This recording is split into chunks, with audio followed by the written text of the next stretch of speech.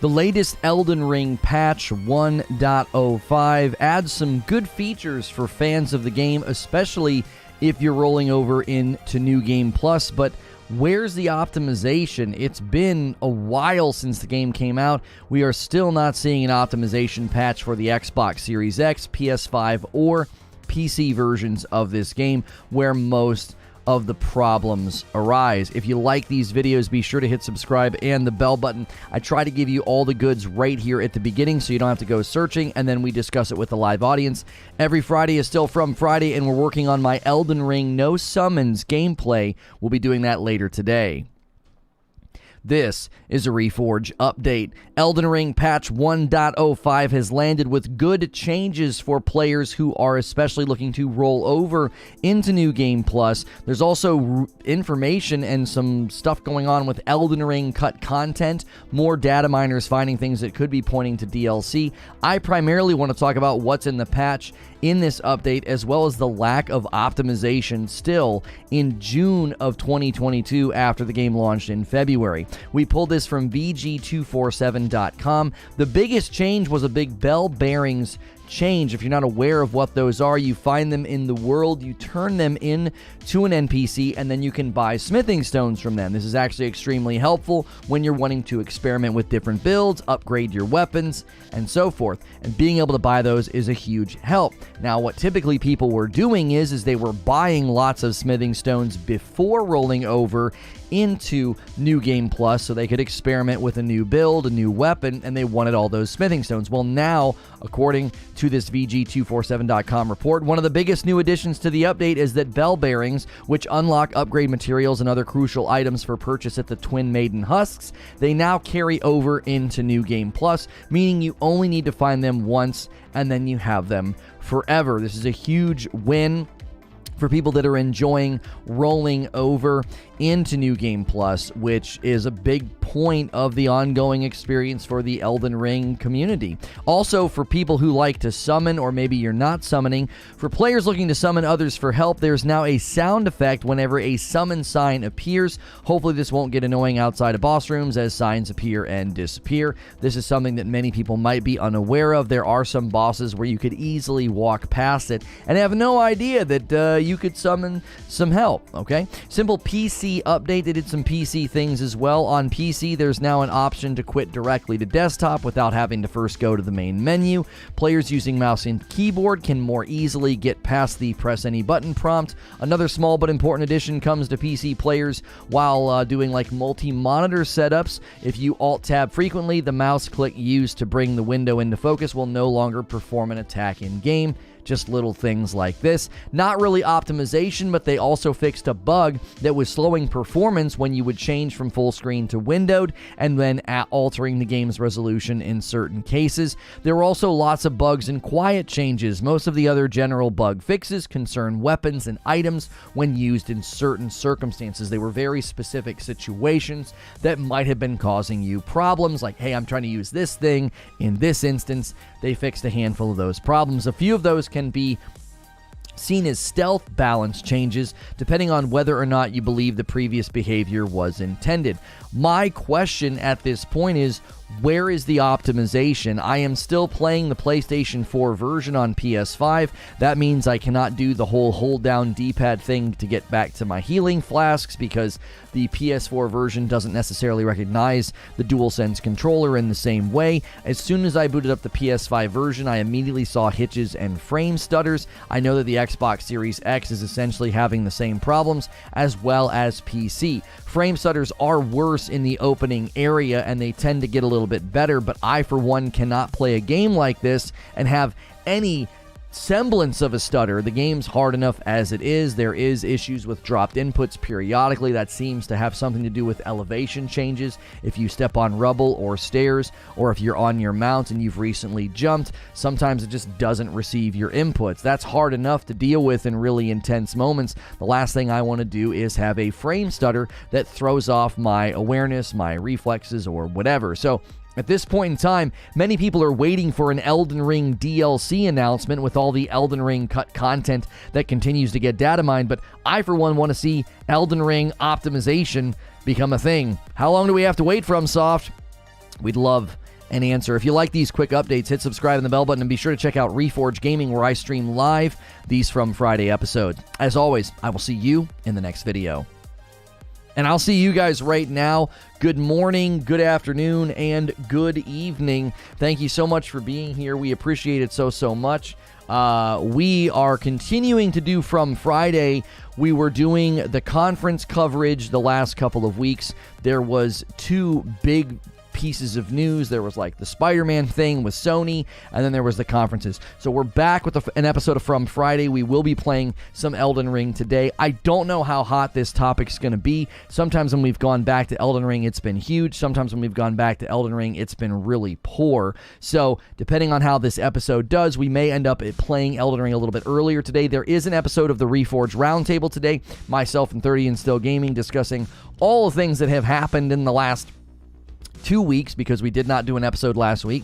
And then tonight there is a members only stream with my wife. We will be playing through user submitted games, Goat Simulator, Halo Master Chief Collection, and Batman Arkham Knight. Some odd selections to be sure, but it should be a fun time. Make sure you're here tonight if you're a member. Make sure you're in the Discord so you don't miss those streams. That's everything happening today on Friday, a very full Friday for you. What's good, feed? How are you? MRI guy said the same thing earlier.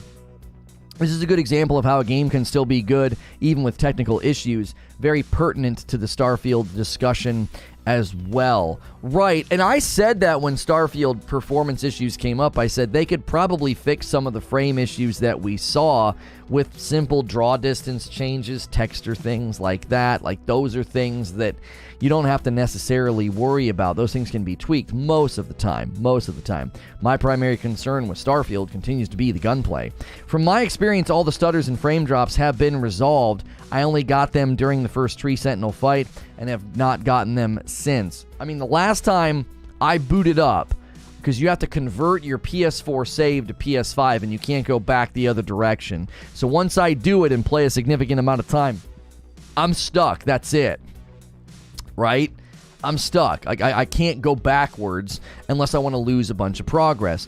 And the last time I did it, I had stutters. I haven't seen a single patch that says they've addressed it. Unless they're like fixing it quietly, they've said virtually nothing about it. They haven't said anything. They haven't said, oh, hey, there were some stuttering issues on PS5, Xbox Series X, and PC. We have since fixed those.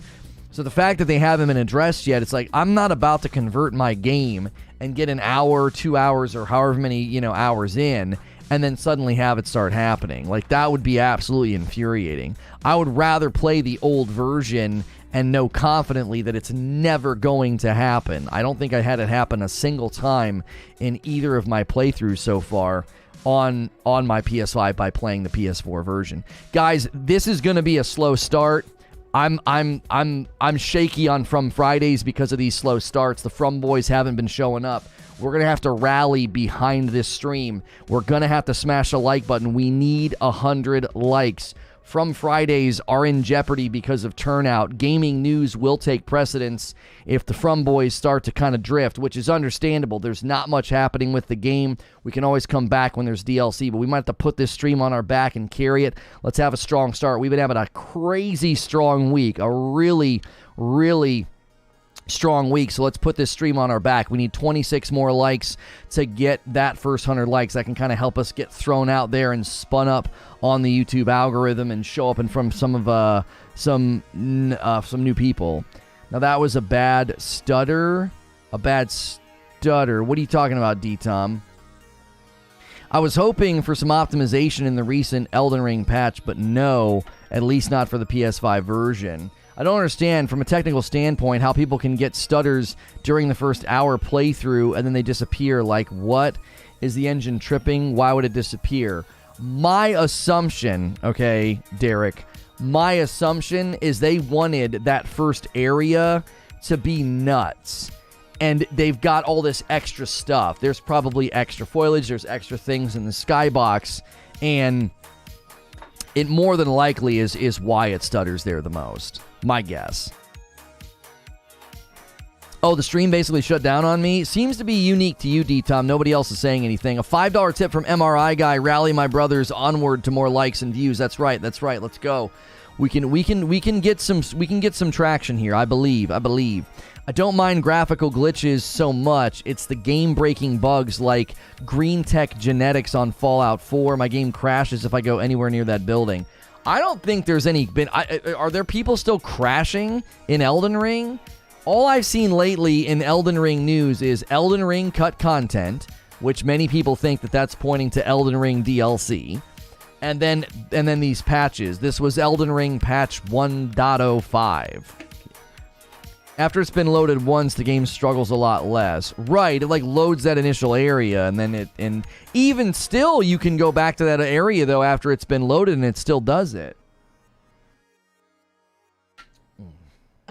I bought Elden Ring today after seeing performance on a Series S patch. Excited to finally jump in.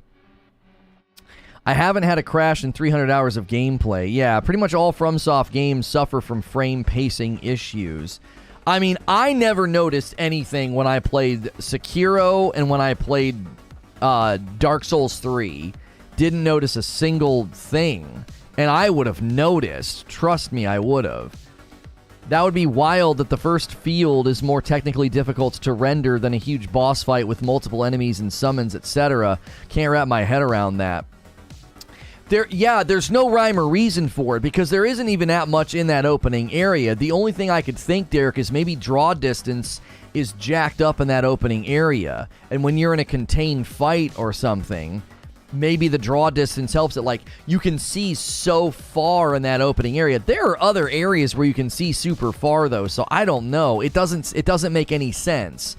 It is truly, that is the one aspect that's truly bewildering. It's like, why just this one area? Like, what is, you know what I mean? Sekiro didn't have any issues, and neither did Dark Souls 3 for me. Holy crap, my first attempts at Tree Sentinel were bad. Yeah, they were really, really rough. They were really, really rough. Yes, you and me as far as I know. Okay. It's just the way the game engines work. It's the first time the game is having to access or use those assets. But Abe, wouldn't that mean I could go back to that area after it's been loaded and have it run really, really well? Do you see what I'm saying? You can go fight the Tree Sentinel right now on PC, and it's a disaster. On Fight 1 and on Fight 17. It's like, well, shouldn't the area be loaded now? Like, what? Can I leave and come back, and will it be better? Like, I don't understand. It doesn't make any sense. It's like the first time you log into a computer, it needs to create its profile, make registry entries. The second time, the stuff is there, and it just loads up. But that's not true for the opening area in Elden Ring. The opening area stays bad. You've gone back to that area, and you haven't had issues. Really.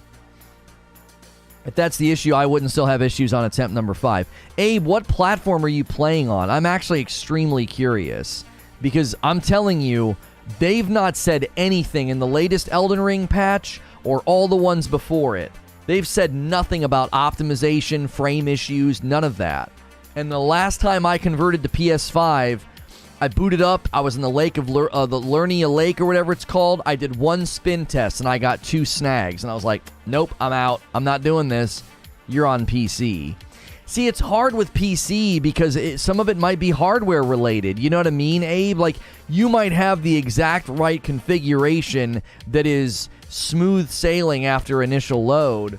And then somebody else might be like, no, dude, I fought the Tree Sentinel and like the 7th time it was still doing it. You should and that should mean that anytime you have to hard quit and you have to do a completely fresh boot of the game, you would see it. True. Tree Sentinel drops a lot of FPS on that slope, but if you take him aside to an open ground, it becomes stable. Not for me, it didn't. I brought him down into the flat area and it was still doing it. Now, I've not done it in a long time. But I mean, my gosh, like, they haven't pushed out an Elden Ring patch with any whisper of optimization. So if people are like, oh, it's better now, then you're either lucky, like maybe a driver's update has helped smooth it over. Maybe you have the right hardware configuration so you don't notice it as much, or you get to kind of sail through a little bit smoother. I don't know, man. They haven't said a word about it. And I'm like, what? So if it's gotten better, why wouldn't they draw attention to that? On the Xbox Series X, I have never had these issues. It makes me sad that people have to deal with it. I am not trying to be mean when I say this, Dalton. You're just not seeing them. The tests have been run. Like, high-level YouTube tech guys have run the test, and the issues are there. You're just not seeing them. Like, I'm not saying that they're glaring. I'm not saying it's like, duh. It's not like you're suddenly on a mounted gun and the frames are, like, skipping. It's very minor, but it's enough to make me not want to play a version that's doing that. Do you know what I'm saying? Like, actual websites and YouTubers that do this for a living found all these problems on all the platforms. And if you're not getting any issues, I don't even know.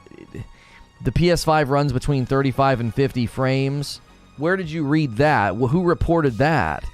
Yo, what's good, Brandon? I played on PS5 since day one. I must just be used to it. I would sometimes see that on the PS5, but it's so incredibly minor, it's basically nothing. Discord? I thought I unmuted. Sorry, Discord. I swear to you, I clicked the thing and it didn't. I must have missed the click. I'm not a game dev, so I can't fully explain why the engine works the way that it does, but I do know that's what's happening. First time accessing those assets, there's a bit more of a struggle on the system. Oh, I mean, Abe, I played an indie title recently, and every time there was a new enemy and they made their little sound, the whole game would hitch for a second, and then it was fine. Every new enemy, and that's because it's going and it's calling that sound, and it's causing the game to hitch. I've had that happen in so many games recently. It goes to grab an audio file, and then the game's like, just for like a split second. I've definitely experienced what you're talking about. On PC, I can load up a character right now, run up the stairs to the very first door after the tutorial pit, and I guarantee you the game will skip every time. I haven't noticed any issues on PS5. My issue is the balance of PvP. See, listen, Harold, like, I love you and I love that side of the community, but I have nothing to offer as far as commentary for the PvP side. I don't touch it. I'm not a PvP guy. I'm currently working on a no summons run. Like, I beat the game. I summoned way too much. The end game really disappointed me, so I was like, all right, I'm going to play through the game again. I'm going to go sword and shield strength build, because that's how I operate. That's how my dumb mind works. I'm going to play like a dum-dum, but I'm not going to summon, because summoning ruined the game for me. Like, it is a different game when you don't summon. I play this on a Lenovo Legion 3070 Ryzen. I had a few crashes and a tiny bit of lag when streaming on Discord, but that's about it. Runs great otherwise. I'm just telling you, I wonder, Jack, if there are hardware configurations that get less instances of it. The Sentinel fight was intolerable on my rig. It was like, this is freaking horrible. A 2080 Ti should have had no problem with this game. It should glide through this game.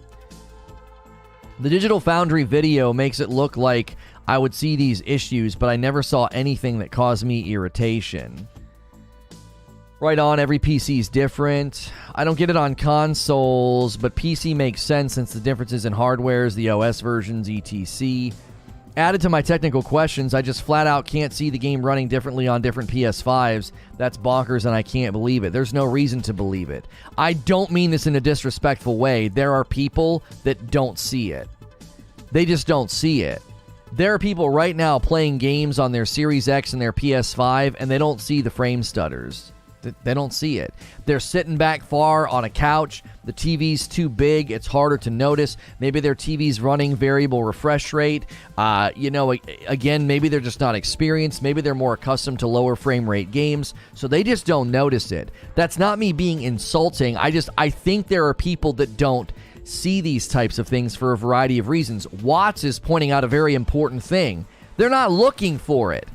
Homie, I'm looking for it. I'm like, I am obsessed about capture quality, audio quality. I literally have all my games set to 60 frames per second, and I have a rig and a monitor that could easily run 120, 144 without breaking a dadgum sweat. But I set everything to 60 VSync. Why? Because it makes it look perfect in OBS. We used to have all these stuttering issues and screen tearing issues and weird little frame issues when I would stream, and when I set everything to 60 hertz, 60 FPS, all those problems go away. And I'm like, I'm just going to do that. So I'm not even the guy obsessing over, I need 120, I need 144 frames, I need to... No, I'm not that guy. But dadgummit, I want to see a frame skip.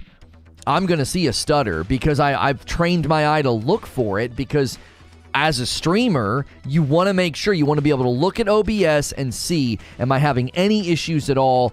I want people to be able to watch a stream and not have any problems. I remember those micro stutter streams. We still get them, Abe. It's a Windows thing. It's a Windows thing, because I would get the micro stutters in completely different capture software, XSplit or whatever the frick it's called. I still get the micro stutters there. I would get the micro stutters when I would play back videos. Sometimes you guys see them and they come through the stream, and sometimes you don't. Like, I can watch a video on my computer and it'll stutter, and I'm like, huh, and I'll rewind it, and then the stutter's not there. It's literally just a computer. It's just Windows doing something. I've tested this on 3 different rigs, 3 different hardware configurations. There is something still baked into Windows 10 that causes video stutter. You still running a 20 series? You say that like... Are you asking that in a nice way, or are you asking that in like a snobby way? Yeah, I'm still running a 20 series, a 2080 Ti, which is... I would imagine still a pretty good card. Did you see Elden Ring Twitter account? Well, like 2 days ago, they thanked everybody, and then Bandai tweeted something. Like, I think they're getting ready to announce DLC. I think Elden Ring DLC announcement is around the corner. Real quick, just wanted to point something out I couldn't yesterday. You wanting better gunplay is equal to people wanting realistic ships. Not a sim or FPS game. It's an RPG. Disagree. Massive, strong, gigantic disagree. Like Giga Chad size disagree. No, don't agree at all. Nope. Shooting is a central aspect to the game. Guns are a central aspect to the game. Completely disagree with you. That would be like saying that the melee combat doesn't need to feel good and polished in Ghost of Tsushima because it's primarily an action-adventure RPG, not a melee game or something. Like, no. It needs to feel good.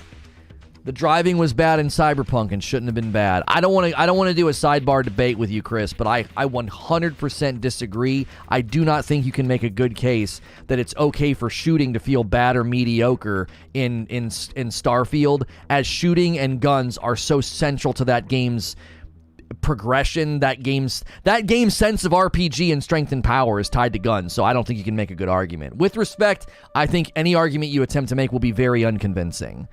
10-month milestone for BM. Here's to you, Chief. Here's to you. Thank you. Welcome back. I get those micro stutters on my computer, says Ravenous Poro. For me, it means my computer has an update. I update and it goes away. Even the Windows Defender updates cause this for me. Really? Huh. I agree that they're equally valid complaints. I don't.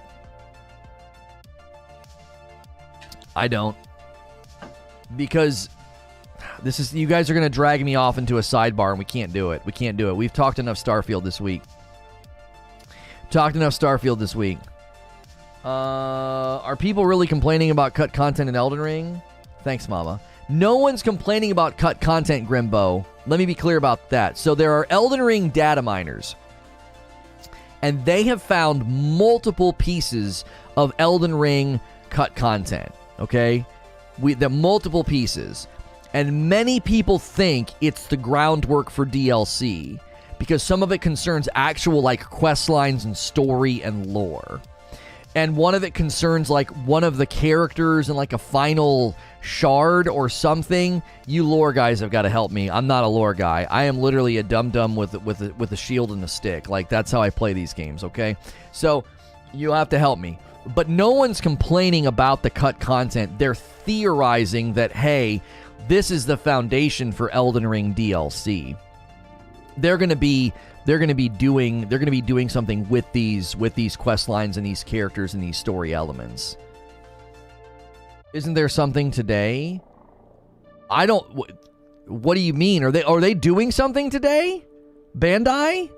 If they're doing something today, we completely missed the boat on that. We might have to pivot. I didn't know they teased something. Bandai did? Praise the sun. And then they said, if you think this is hot, wait till Friday. Mother blank, and well, it'll probably be too late in the day for us, man. My guess would be, yeah, Bandai said praise the sun and said if you think this is hot, wait till Friday. Yeah, they're going to reveal something today, I bet. Dadgummit.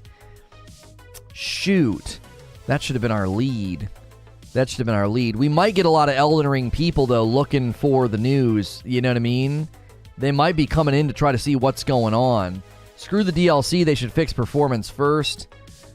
I wouldn't mind seeing Bluepoint make some Demon Souls DLC by adding that lost Arkstone, Land of the Giants. They've done cut content for DLC in all the Souls games and Bloodborne. The Demon Princes were some type of bat boss that got pulled from the main game, says Ashen. Elden Ring is a bad game. The patch ruined everything. Could you explain more what that means? It is from Friday after all. I know, time for an audible. Let's not jump the gun. Could be something little. That doesn't look like a little announcements to me, Barrier. You know what I'm saying? Praise the sun. They get everybody's attention, and then they say, if you think this is hot, wait till Friday. I don't know. That doesn't sound little to me at all. That sounds like they got a big announcement. Still early, you can change course, my friend. Yeah, sadly, we could. Let's just wait and see what happens. My concern is, Oscar, they're gonna drop it in the afternoon. They're not gonna drop it early enough for us to do anything with it. That's the big bummer because of time zone differences. What time of day do they make those tweets would be the question. Bandai, what is that? UK. They're the ones that tweeted it. Did everybody tweet it or just them? They tweeted 1 hour ago. Mysteries of the Lands Between will be revealed in 2 stunning Elden Ring guide volumes. That can't be what they were talking about, right? That can't be it. When did they send that tweet? So they tweeted an hour ago. Yes, they said praise the sun, and they did that at 7:13 in the morning, and then think this is hot, wait till Friday, 7:24 in the morning. I don't know. Do you think that guide is it? That's what they tweeted. I think you drop good news on a Friday afternoon. Yeah, I don't think it's the guides because people already knew about the guides. That can't be what they were referring to. That can't be it. Was this the warmth we were announced? I don't think so, man. There's got to be more. There's your announcement, buy my book. But that stuff was already announced, was it not? The guide's been announced since like last week. Yeah, that's not it. That can't be it. Bandai Namco revealed a new logo video. No, that's not it. They said praise the sun. That's a Dark Souls reference. Is it not? Or is it a Demon Souls reference? No, Lono, you don't drop. Oh, you don't drop. You don't drop good news on a Friday afternoon? That's not true. In our experience, Eugene, one of the struggles as not being a weekend streamer is that Friday afternoon, there's been lots of big things that have happened, and then it runs the gamut all weekend. What are you talking about? We've consistently been frustrated by that. Plenty of companies drop news on Fridays. Trust me, I've been on phone call conversations with Creature and been like, frick, we got to kick this to Monday, dadgummit. Thursdays and Fridays keep hitting that way. Like it's hurt us sometimes.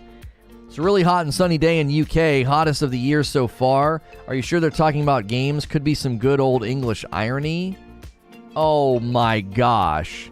Do you think they were joking about the freaking weather? Is that all that was? Bandai UK making a joke about the weather with praise the sun, and then if you think this is hot, wait till Friday? These mother such and such, there's no, come on. I'm glad we didn't lead with that. I'd be so furious at the prospect of being like, oh my gosh. If you've never been here before, every Friday is From Friday. If you're a FromSoftware fan, we need that support every Friday. We've gotten some distance from Elden Ring, but we're still covering it and still playing it every Friday. I'm working on a no summons run, an Elden Ring no summons run. We'll be doing that after this show. We're pretty far. We're about to get to some of the sections of the game that are going to be pretty tilting because I just beat Margit. No, Margot. I beat the second version of Margit. I crushed him. 6th or 7th try. Just whooped his frickin' tail. No summons, sword and shield strength build. $20 says Bandai is about to announce they're bringing back the NES mega hit Chubby Cherub. Yeah, that's probably it. That was 2 days ago. Praise the sun.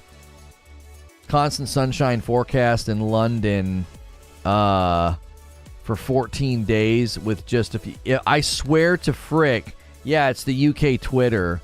It's not. Yeah, there's nothing happening. Because it's not like the official Bandai account. It's the Bandai UK account. They're making a weather joke. They're making a dadgum weather joke. It's nasty hot in the UK. It's been super hot here. I have to, like, run ceiling fans in a specific way in my home. Oh, it's storming a bit. That'll drop it over the weekend. Oh, it's going to be perfect over the weekend because of the rain. And then next week, back up into almost... We're going to have a day where we hit 100 degrees. That's dadgum crazy. Make sure and hit subscribe and the bell button if you've never been here before. Guys, we still have the one coffee order. My wife didn't get to do any shipping yesterday because I had the car. I saw the cardiologist, and everything's fine. My EKG was normal. My blood pressure was normal. They did a blood test. My troponin or whatever the frick it's called, I just got the report this morning. I just got the update. It's all normal. He said it's stress. Thanks.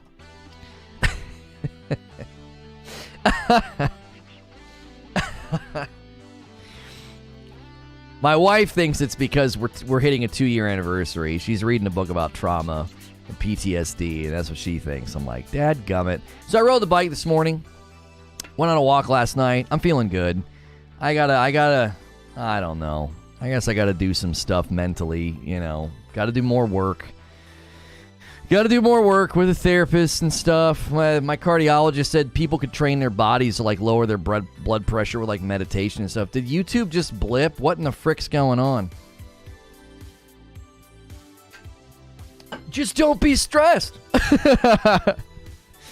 Just letting you know we're not buying you a TV again. That was a one-time thing.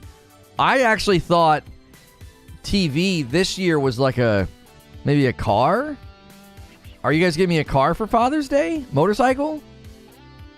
Another PS5? Are you guys getting me another PS5 for Father's Day? I expect something every year for Father's Day now. I feel like that's reasonable. Stretz, that's on you for no summoning and getting in big arguments about pay to win all the time. You know what's funny? You know what's funny is Elden Ring is therapeutic, and arguing with you guys is therapeutic. Like, I get all my rage out. You know when it hits? It hits at the end of the day. It doesn't hit during the day.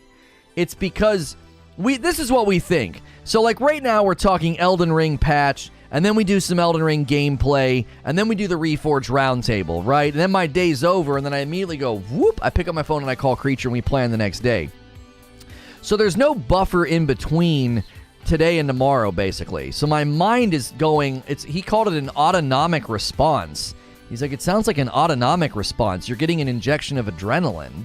He's like, and that's what's happening. He's like, you're not describing something that's like a cardiac event or something serious.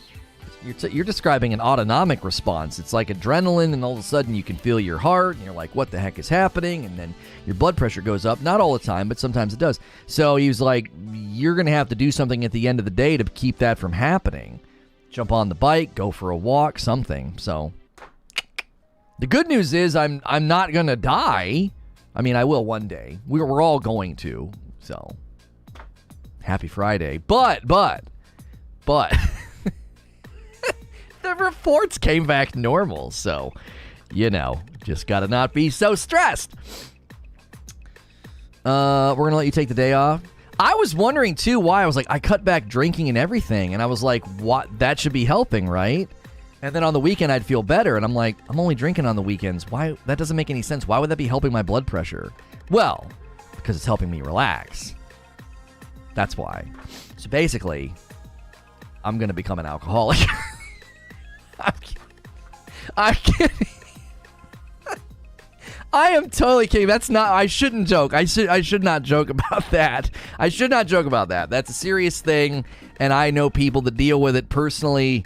And I got to be careful with it myself. It runs in the family. So yeah, maybe edibles. I'm kidding. If you're just tuning in, people just tuning in are like, what the heck did I just tune into? If you're just tuning in, we're talking the Elden Ring patch. My question is, where is the optimization? We still don't have one. We still don't have optimization, and it's frustrating me. If you've never been here before, every Friday is From Friday. We talk FromSoftware games. We play FromSoftware games. Got a full day for you. Talking the Elden Ring patch right now. We're also talking Elden Ring cut content and the potential announcement of Elden Ring DLC. Kind of got shot the sunshine, no pun intended. Elden Ring DLC, we thought we were going to get like a trailer announcement or something today. The Bandai Namco UK Twitter account said praise the sun a couple of days ago and said, you think this is hot? Wait till Friday. And everyone's like, oh, they're going to announce something on Friday. Actually, no. They're talking about the weather. It's been really, really hot in the UK. And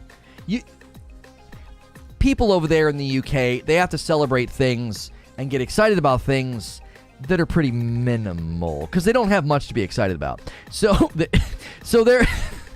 they're so used to, just rain and fog, sadness and bitterness that lots of sunshine is news in the UK. So enjoy getting sunburnt, you Brits. Yeah. You what, mate?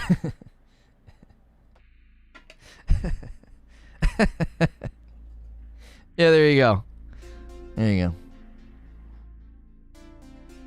That's a shot at Hilly. It's a shot at a whole dadgum continent. It's a shot. What the actual gibberish are you saying? Yeah, that's offensive. You know the beauty of making fun of Brits is like you can't offend them. It's why Jimmy Carr still has a career. They're like, he's right,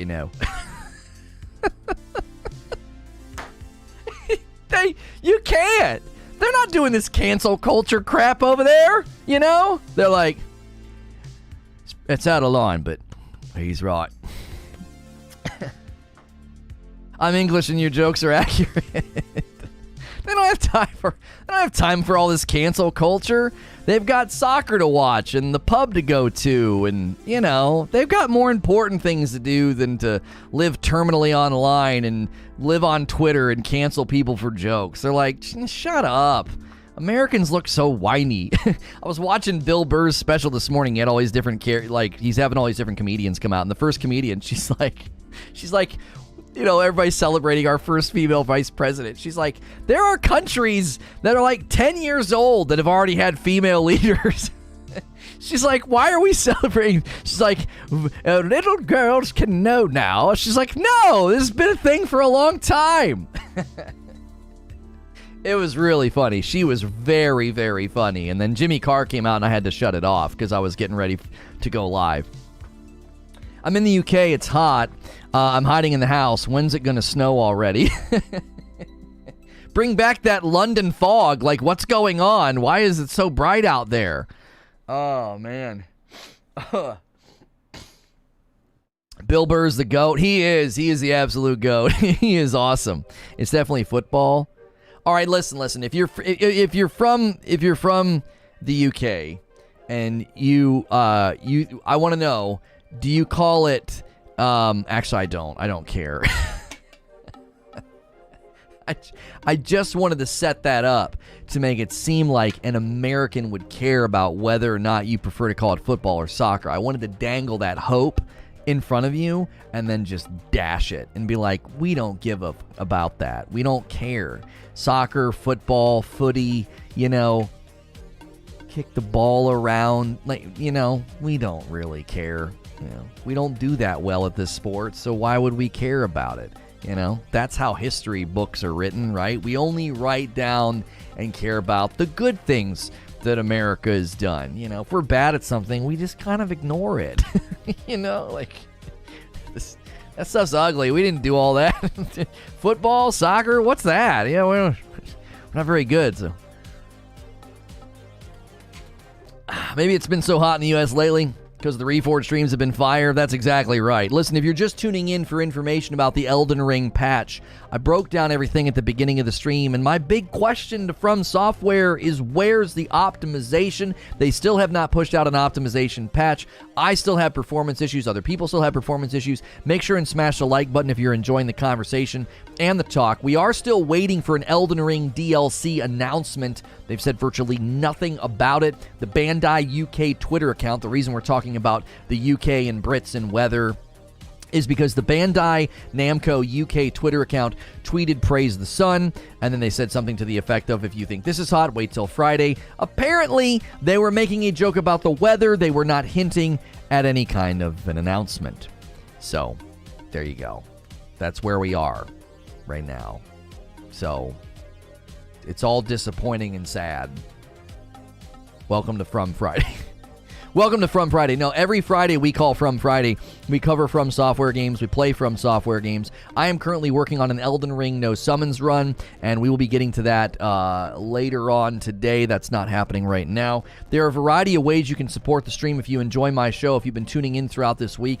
We've met a lot of new people covering Sonic and Starfield. Those games are really hot right now. We'll be doing the Reforge Roundtable later, and I'll be talking about Diablo 4, Starfield, and Sonic. I don't know what the third game is. Don't forget there are other ways to support the channel. You want to become a member. You want to order some coffee. We've updated the labels.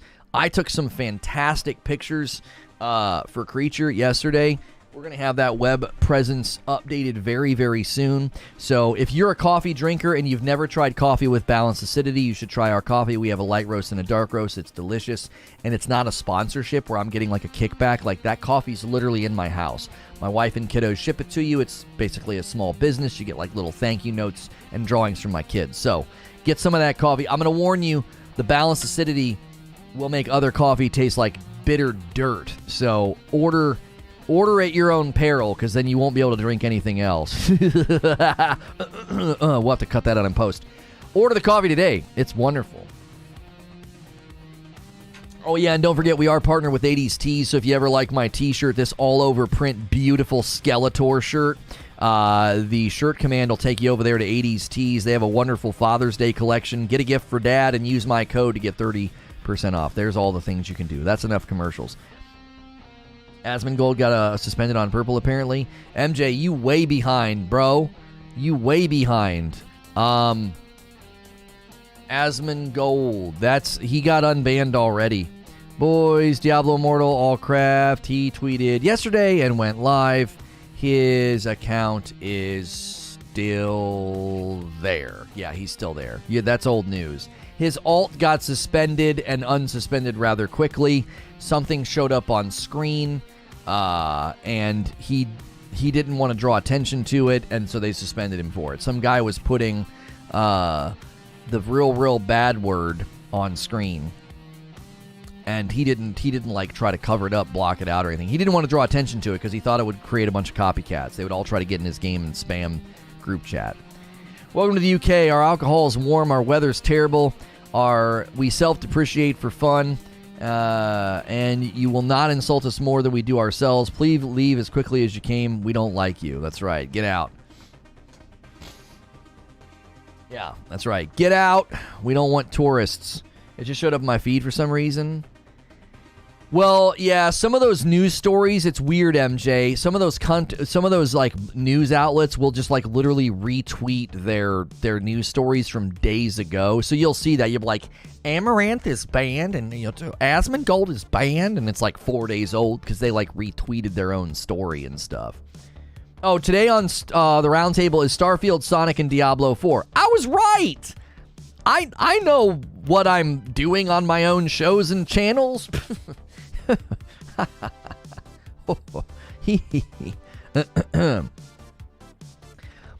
That's a great shot of Aloy.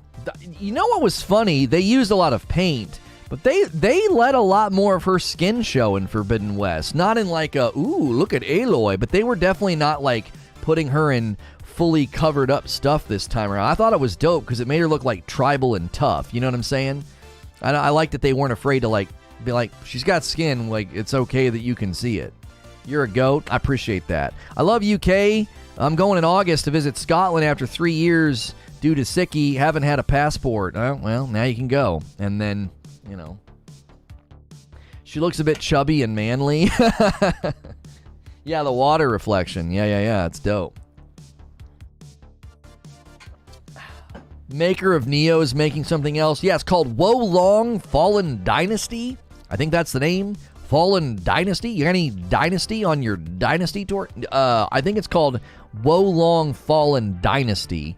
And apparently, they have the producer from Bloodborne working on it. So, I have high hopes for Wo Long. I do. She looks okay to me, but her elbows are way too pointy. I know, right? Like, who has pointy, who has pointy elbows? Look at that. That looks more like a flat, deflated football than than like a point. I just finished Horizon, and the story took a weird sci-fi turn. I thought the story was good, and then not, and then maybe, and then I don't know what to think. It was just, I don't know. The story was like, you think this is going on? It's not. No, this is actually going on. You think this is happening? No, it's not. It's actually this thing. Like, I had no confidence near the end. I was like, there's going to be another looky-loo, subvert my expectations twist. And they did. They did it again for like the 4th or 5th time near the end of Horizon Forbidden West. I was like, okay.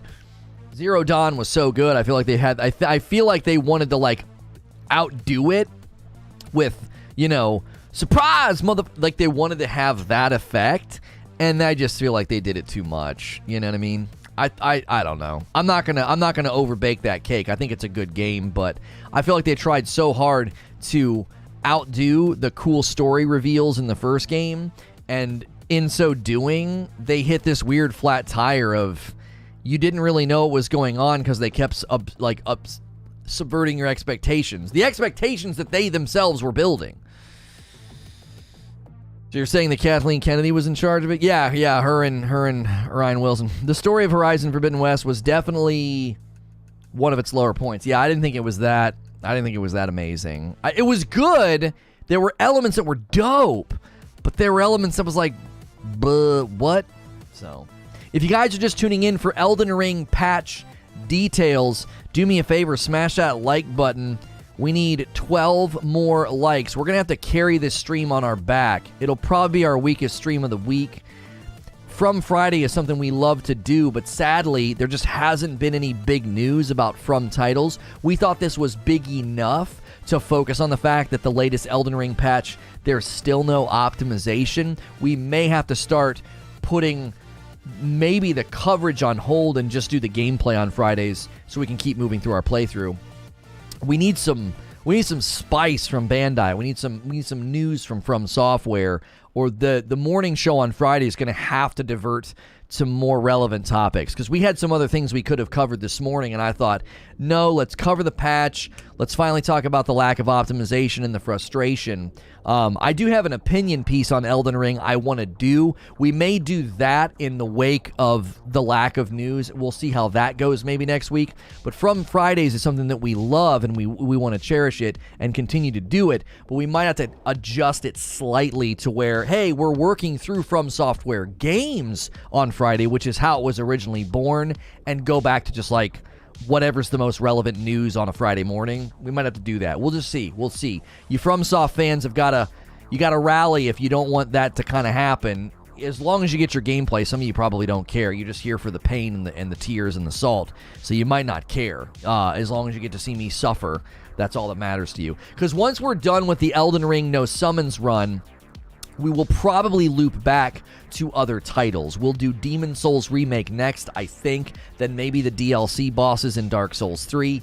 Then who knows? We will play games that sort of fall in the Souls world here as well. So when Lies of P launches, Wukong, Black Myth Wukong, Wu Chang Fallen Feathers, Wolong, those games will land on Friday. I think that makes the most sense. We were going to do like an almost From Friday thing on Thursdays. I don't see the point in that. I think the games are close enough to fall into a From Friday. Like, hey, we love FromSoftware games, and these are games that clearly are inspired by FromSoftware games. So that will likely be the future of the gameplay as well.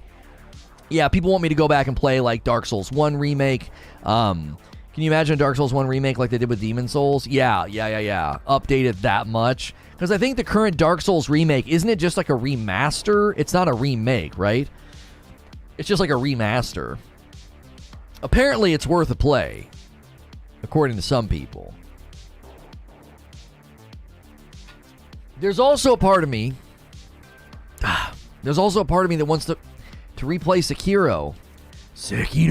Because I love that game, and I had such a sour thread woven throughout my experience with it because it just didn't do what I was wanting, and I felt like I was pressed for time to finish it before Elden Ring came out. I feel like I need to replay Sekiro because I replayed Elden Ring without summoning, and a lot of my opinions changed. Fighting a lot of those bosses in Sekiro again with the knowledge that I have, I don't know. It might be fun. Bloodborne's worth a play, even at 30 FPS. No, my eyes and my brain disagree with you because I'll get headaches. I can't play 30 FPS games. I was playing God of War and Spider-Man on my PS4 Pro way back in the day, and I kept ending every day with a headache. And I was like, what the frick? I can't play 30 FPS games anymore. It just doesn't work. My brain doesn't like it. My eyes don't like it. I feel like I'm straining my eyes. I'm not being an elitist. I'm genuinely being honest. I can't do it. I get headaches from playing 30 FPS games now. I think so many people have completed Elden Ring and are on their second or third playthrough. The game not being optimized yet, it's kind of like a cool okay for most. Possible. Wait on Bloodborne. I'm telling you, I may never get to play Bloodborne. I may never get to play it because there may never be a Bloodborne remaster. It may never happen. You know, it may never happen. Would love to see you play the old school original FromSoft games that inspired. Oh, I know. And the funny thing is, I think people enjoy watching a first playthrough of those games more than they like watching a replay of Elden Ring. Like, I think for some people, Elden Ring is just in this weird category where they're like, unless you're going to do a no-hit, no-death run, we don't really care, right? We want to see you go through absolute hell, or we don't give a frick. Right? And I think a no summons run is interesting to our audience, but not the general FromSoftware public. They're like, we don't care about a no summons run. You know, it definitely shows, I think it definitely puts on display how it is a completely different game if you don't summon. Like a completely different game. You get headaches from that. Might sound odd, but could be your glasses. I had to have new lenses because I was getting migraines from reading. So when I play games with inferior frames per second and get a headache, you think it's my glasses. What? No. I sit in front of screens all day long. I have Gunner optics. They're blue light blocking glasses. They're high quality glasses. We're actually partnered with them if you want to use the glasses command. No. Elden Ring was kind of hit the point where people want to see things like a level 1 retch run or a no-hit run. Yeah. I feel like the prospects of a Bloodborne remaster or even a sequel aren't going to happen at this point. They seem content with just the original. It seems like a one-and-done thing. No. I gotta think. That they're eventually going to do it. They've got people to remaster games. Sony 100% owns the rights. Oh, somebody used my link in the last 30 days on the glasses. That's awesome. In the current year, my link has been used 4 times. Cool. Dope. We got to get a lot more glasses usage, and then I could probably get them to send me some dope frames, but we don't promote it that much. We primarily promote partnership. We primarily promote membership and the coffee. I'm a 60 FPS snob, says Melrose. Once you play at that frame rate for an extended period of time, it's difficult to go back to 30. What's good, Duncan? The same is with the 144 hertz or higher. You can't go back to 60 and 60 FPS. It's so bad. Yeah, I could. No, sure. Not for me, but maybe for you.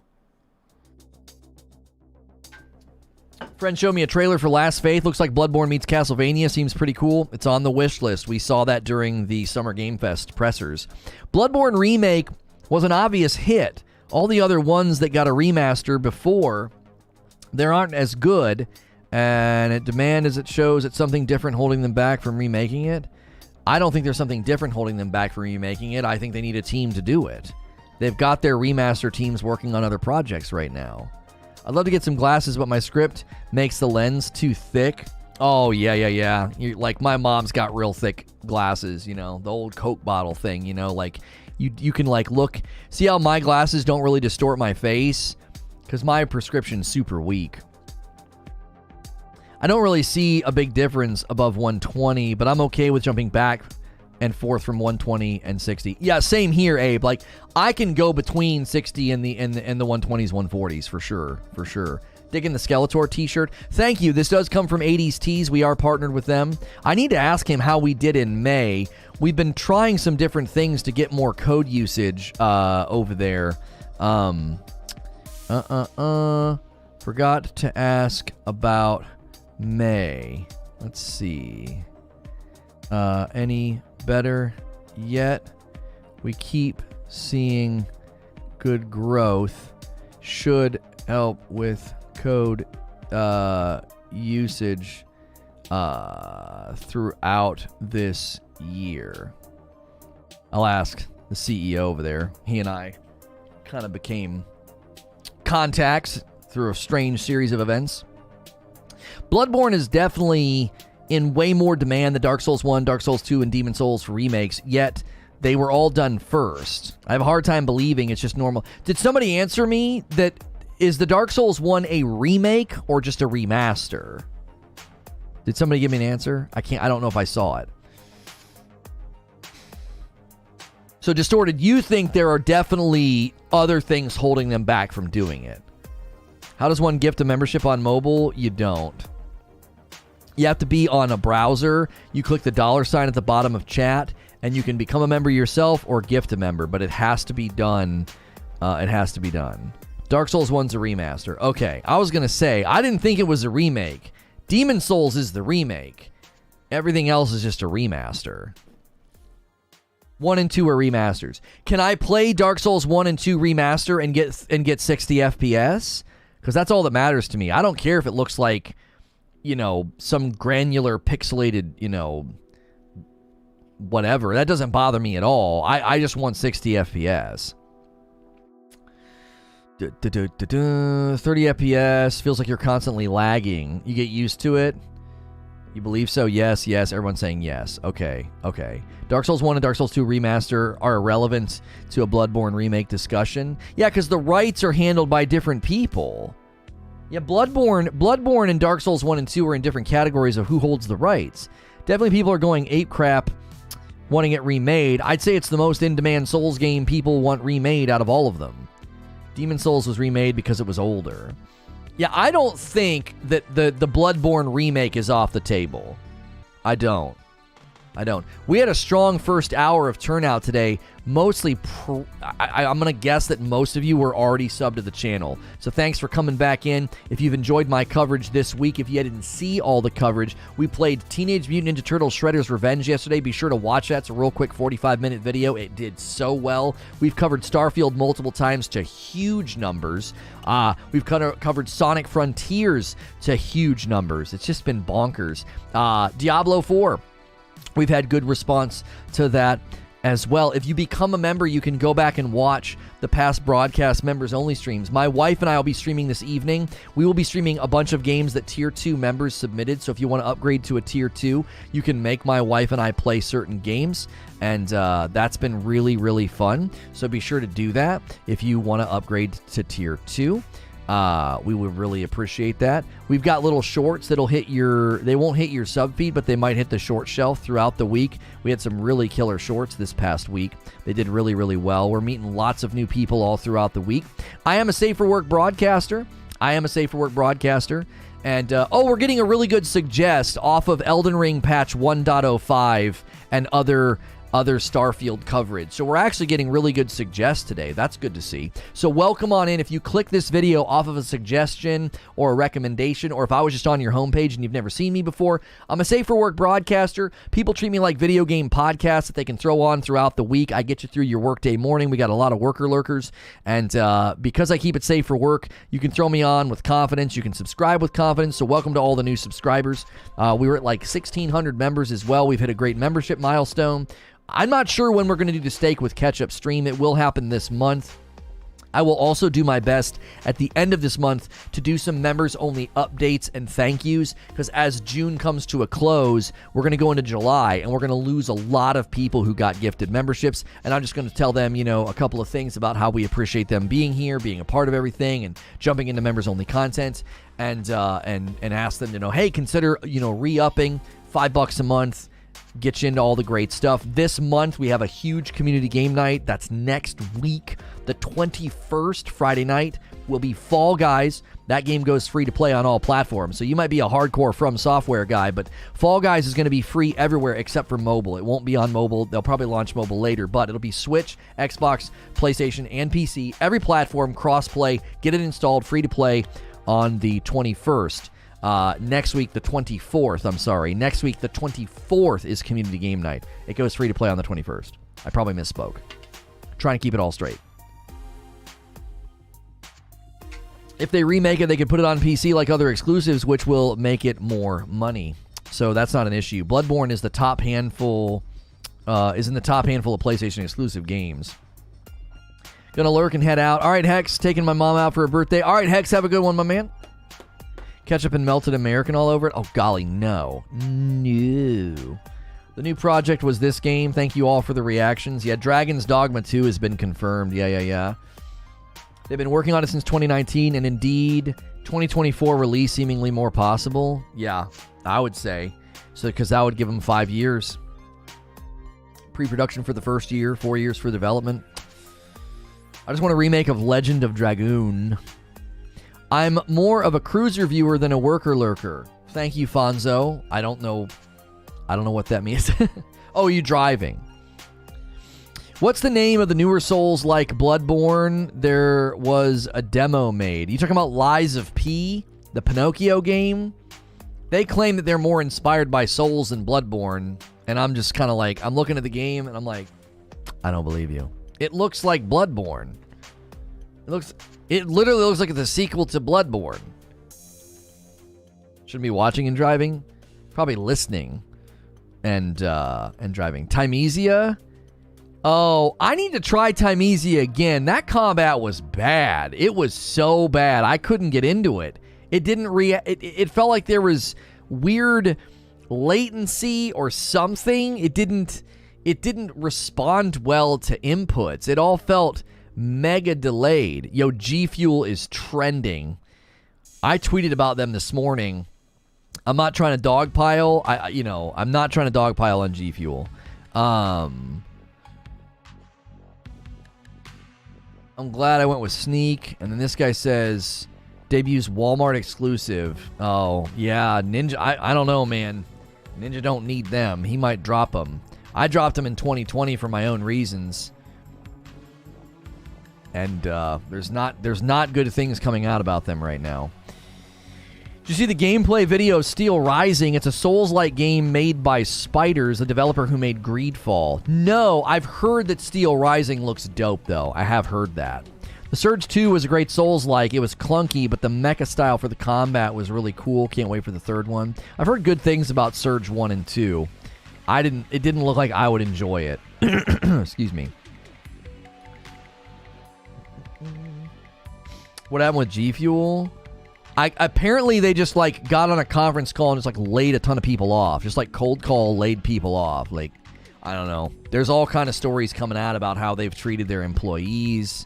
I don't know. I don't give party to rumors and gossip, but the stuff I saw was okay, these are employees that are this just happened to us. This is pretty bad.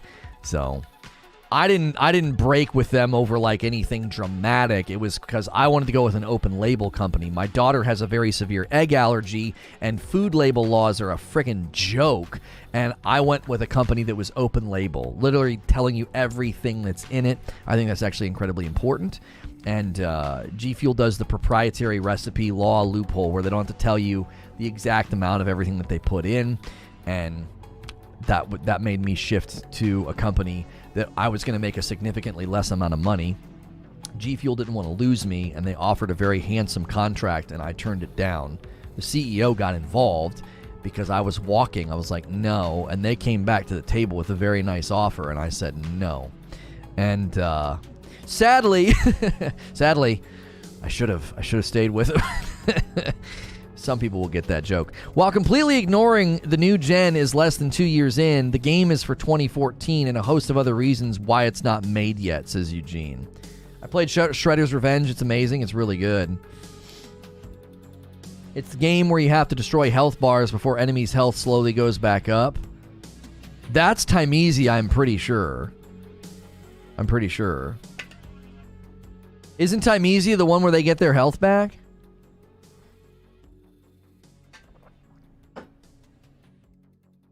I think it is.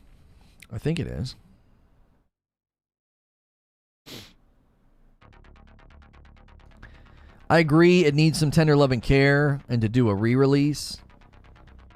Knowing Sony and how Sony handled Demon Souls and how Sony handles their property, I think a Bloodborne remake's going to happen. It's just a matter of when. I can't see them not doing it. Like, if you're taking your chips and you're betting on will they eventually do it or never do it, it's way more likely that it gets done in the future than just never. Of the two possibilities, I think one is far more probable, that it eventually happens. Them being like, no, it's never going to happen, that just doesn't seem possible. Unless it's completely tied up in some kind of a private rights dispute or something. I feel like we would know about that by now. Dark Souls 1 is from 2011 and it got a remaster, so it's got to be a design issue or copyright ownership issue. Sony's very strategic, so a bit of a wait makes sense. One can hope for a Bloodborne remaster or remake. Just ask the question, why wouldn't they do it? Yeah, the only reason they wouldn't do it is because engine level reasons. They'd have to basically completely build the game from scratch, which they might say, let's just do a sequel. But I would say, no, do the first one, and now you've got all the foundational work done for a sequel. You've got all the assets built, the engine updates, the animation updates, all of that's been updated. Now you can more quickly make your sequel. That's what I would say, but I'm not a developer. What the heck was that noise? What was that noise? Did you guys hear that? Did that come through in the broadcast? What was that? Did you guys hear that? It sounded like a wheep. I was like, huh? Was that in the song? And it was just the right frequency that it came through? No, you guys didn't hear anything? Okay. I know my family's not here. So I was like, it kind of sounded like one of my kids screaming. Is there a ghost here? No, there's no ghosts. That's the rule. If you ask, are there any ghosts here or is there a ghost here? They have to answer. So, yeah. No ghost. You're just possessed. No big deal. Yeah. Mark Clark, is that you? Marky Clark and the Clarky Bunch? I don't know. Phasmophobia time. Frick that game, dude. Crap, guys. He's on to us. Wrong Discord.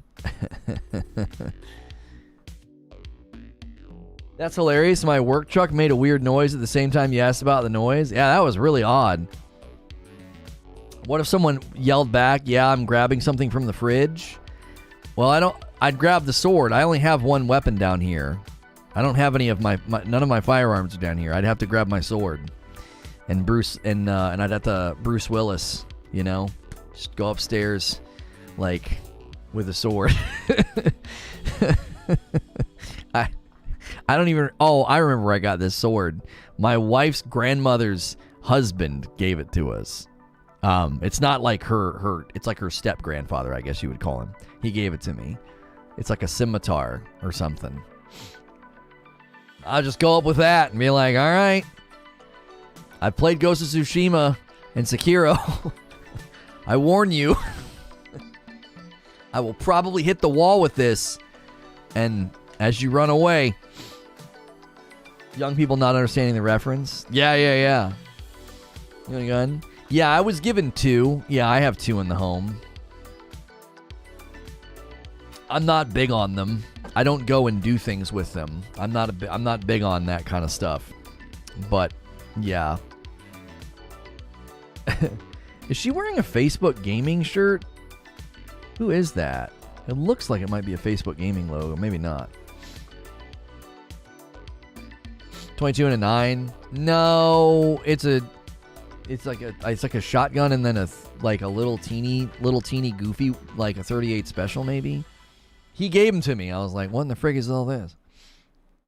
Always remember, you must always dodge and roll towards the intruder. Yeah. I come upstairs with a giant sword, roll on the ground, cut my leg.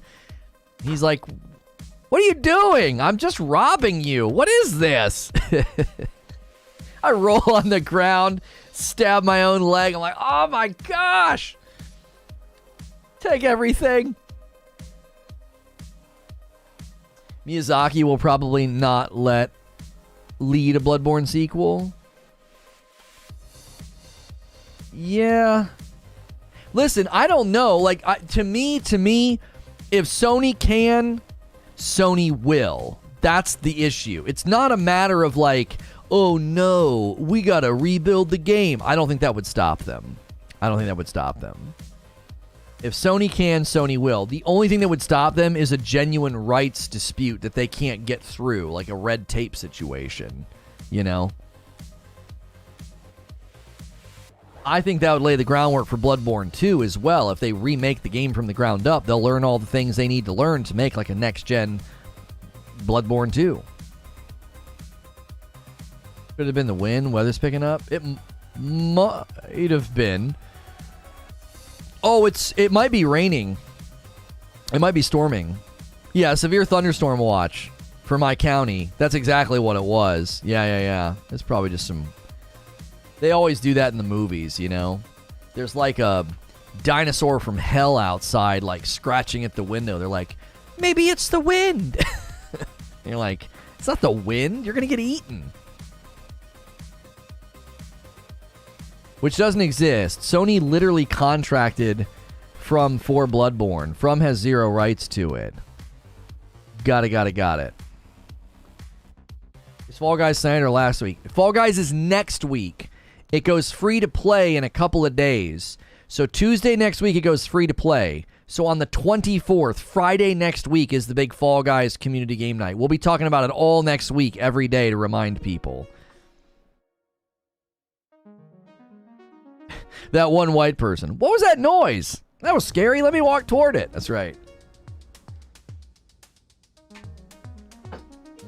Little did we know, Lono's in a cheap horror movie. Yeah, they're filming today.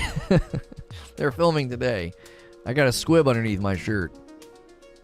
Could we get 50 more likes on the vid? We had a nice turn here and a lot more people tuning in.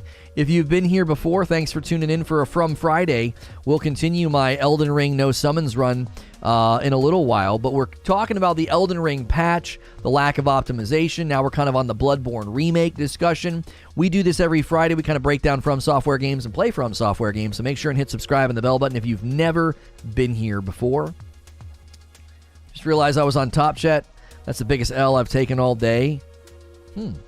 Near 16K, let's go. We're very, very near 16,000 subs. We just hit 15,000, and we've screamed right past it.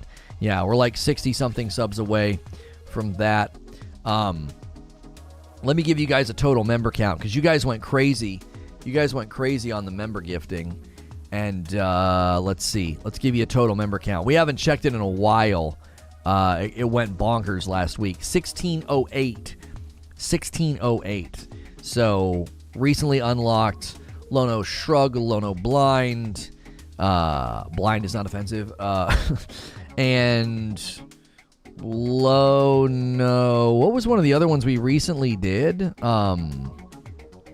Lono Hello, Lono Sip, Lono Bake, Lono Rage, Lono Old, Lono Preach. Yeah. Yep.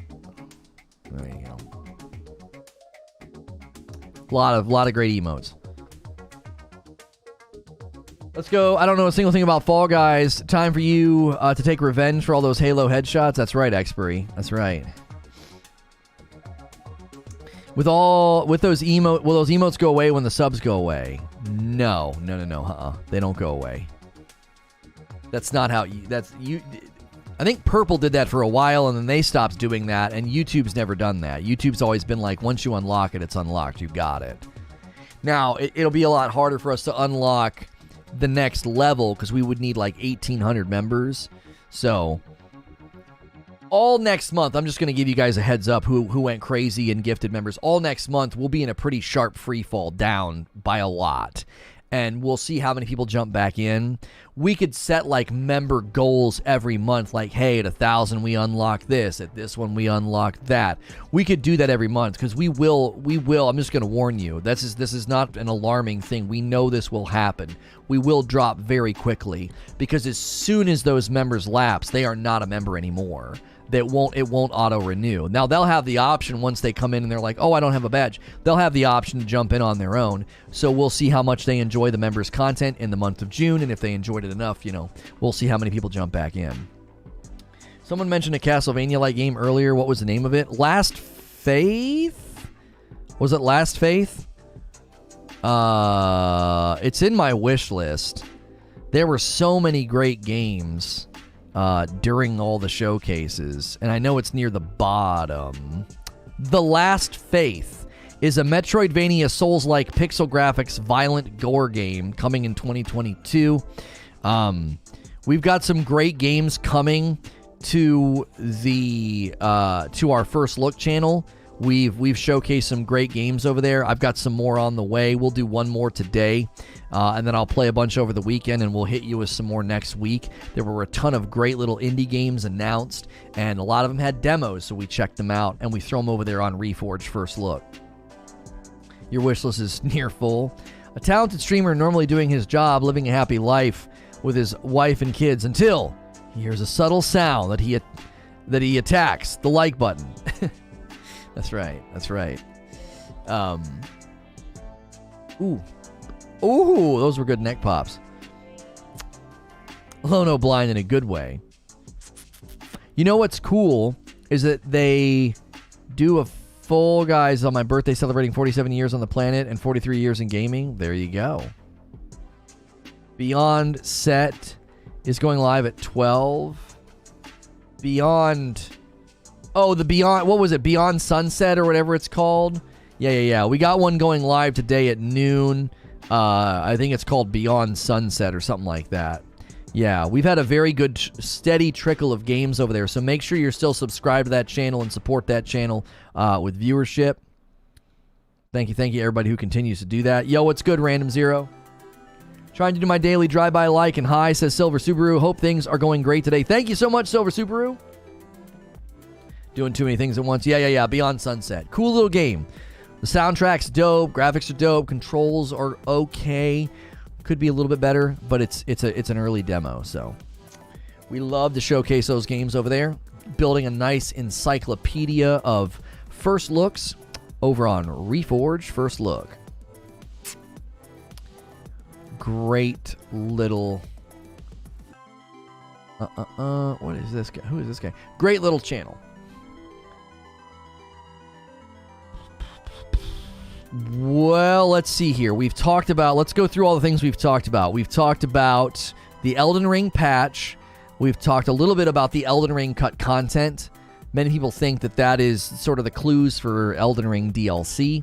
While we wait, there was a Bandai Namco UK tweet that said, praise the sun, and then said, it's about to be hotter on Friday. We're pretty sure because it was Bandai UK they were making a joke about the extremely hot weather over there.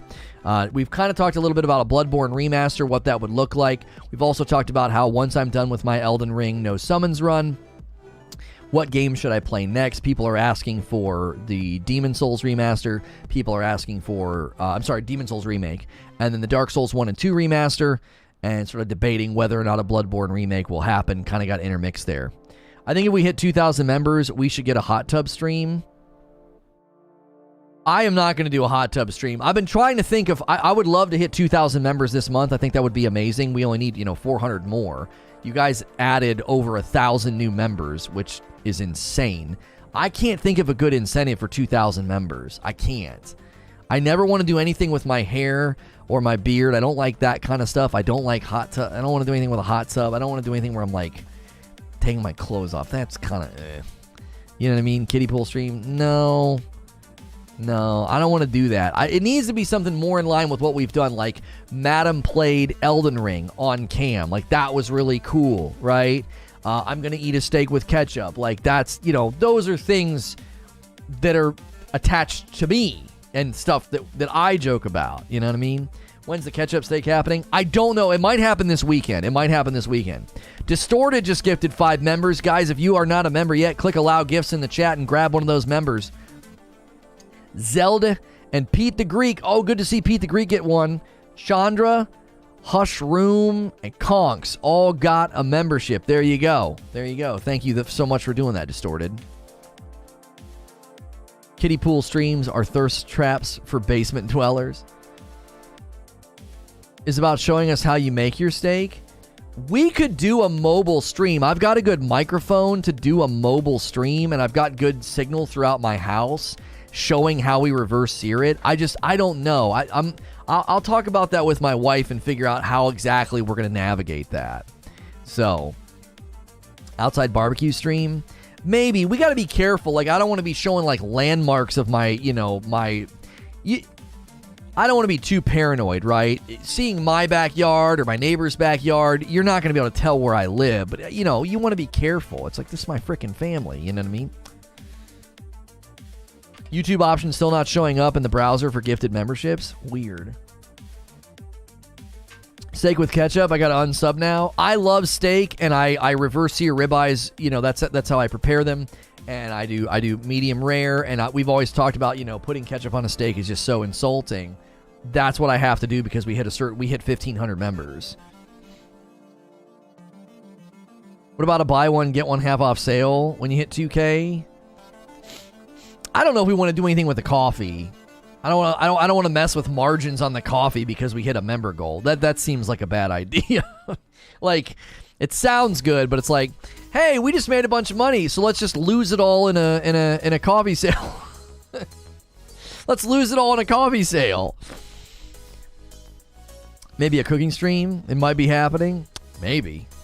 Staying around in the dadgum kitchen waiting on the reverse here. The other problem with doing a mobile stream like that is we wouldn't want my kids to ever be on stream, so they'd have to constantly stay out of frame. You know what I mean? Do a taste test and review new beers from your local brewery. Shave your face. I don't want to do stuff with my hair or my beard.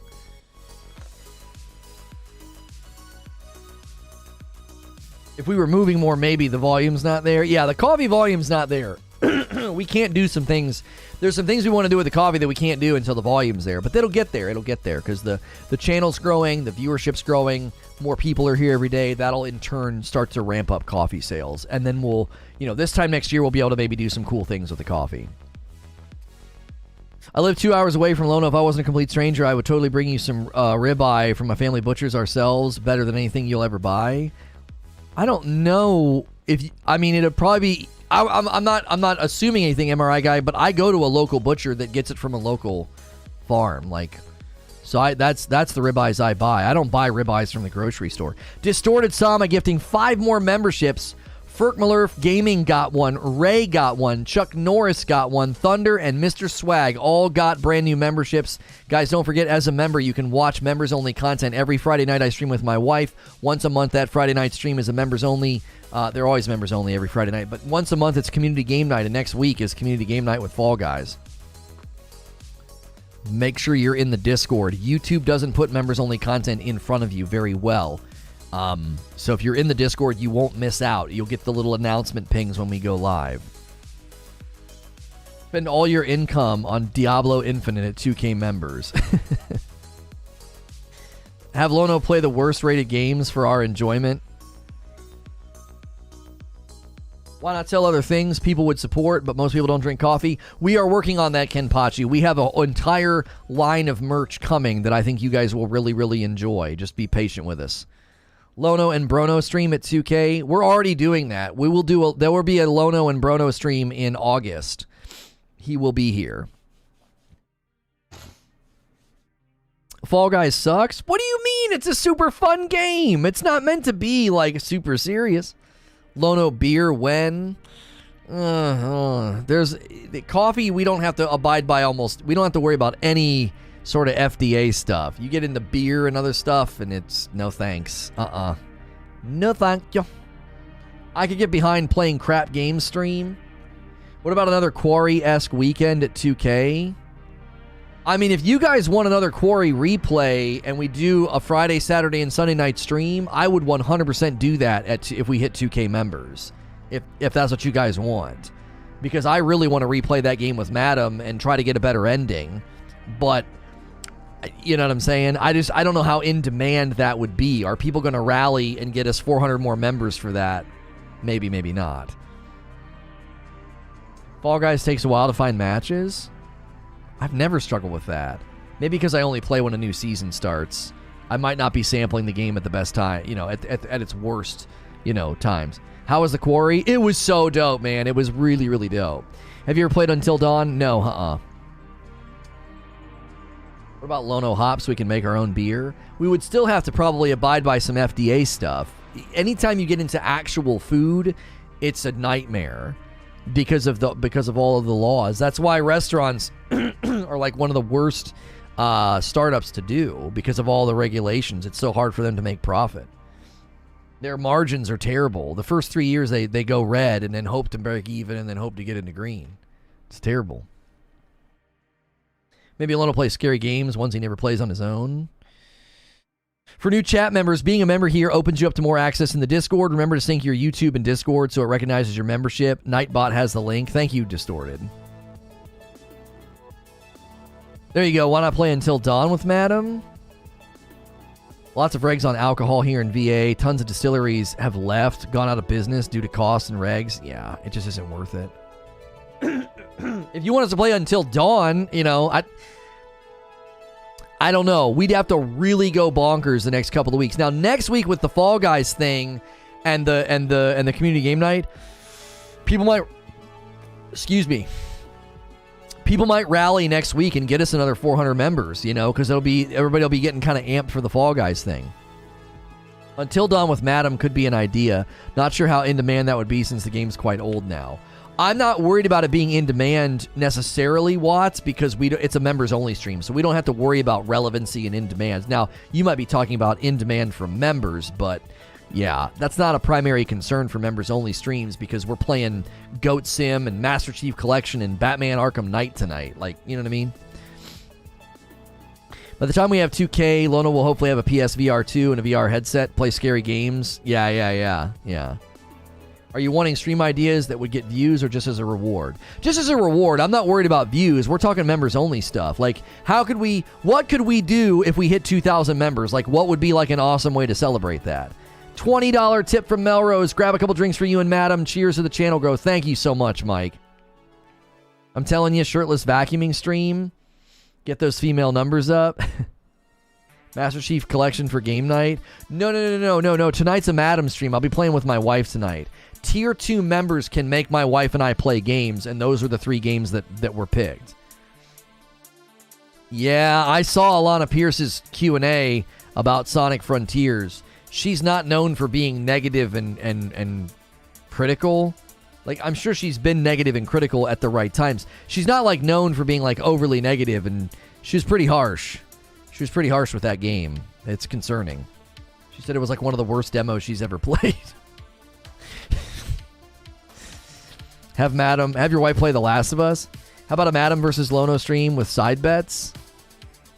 I don't care what it is. It's you guys are driving the ship more than me for some of this. So what if it's old? I speak for myself. I care about streamer reactions and opinions even more than gameplay. Yeah, if it's members only, I don't care if it's an old game. It doesn't matter. We only switched to the Quarry last week because I wanted to play it and I thought you guys would love it. I was like, this game just came out and the response was pretty good. Her Elden Ring stream did much better, but that was something we had been pumping up for like weeks. So proud of how far you come. I remember before on the start of your journey with D1, all the BS on Purple. Keep up the great work. Much respect. Thank you, Demonic Wolf. We tried Divinity Original Sin 2. We didn't like it. What about a gamer where there's a series of games that you play and then when the timer ends, you switch to another game?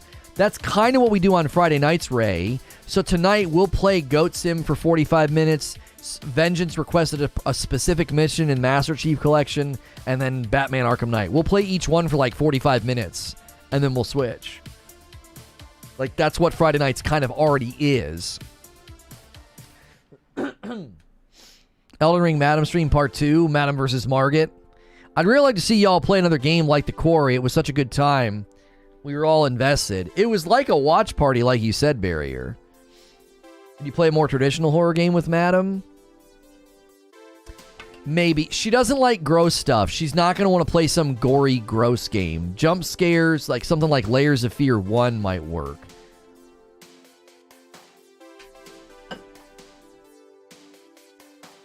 Quarry was fun. I learned about hangy dangy. I'm like, babe, I don't have any boxers or boxer briefs. I wear both, depending on the day of the week or the mood. But I'm like, I don't have any. She's like, just go hangy dangy. I'm like, babe, nobody says that. She's like, no. She's like, you and your friends. And your friends don't say hangy dangy? I'm like, no, never. Never once in my life did I ever utter the phrase until now. Never.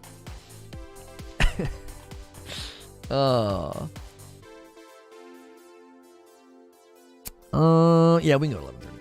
Let's do this. Hangy what? Hangy dangy.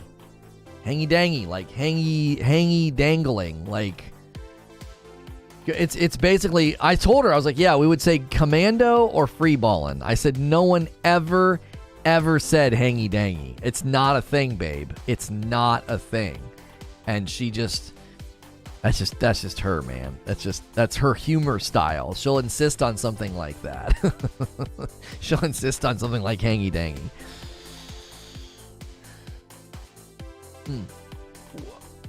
Oh, I was trying to get a back crack. I never said that before, but I'm going to start. I'll admit it's funny. I'll totally admit that it's funny. I'm going hangy dangy all weekend now. Hangy dangy sounds like something Jess from New Girl would say. Yeah, kind of. Yeah.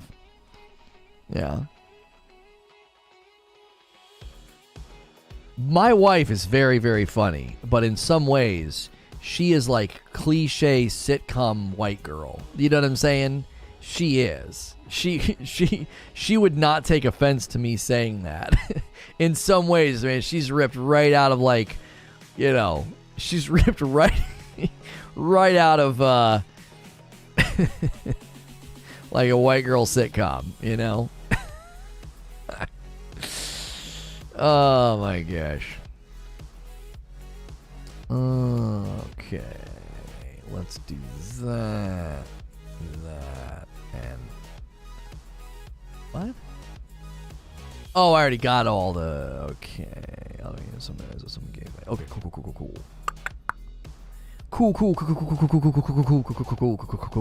Cool. Next.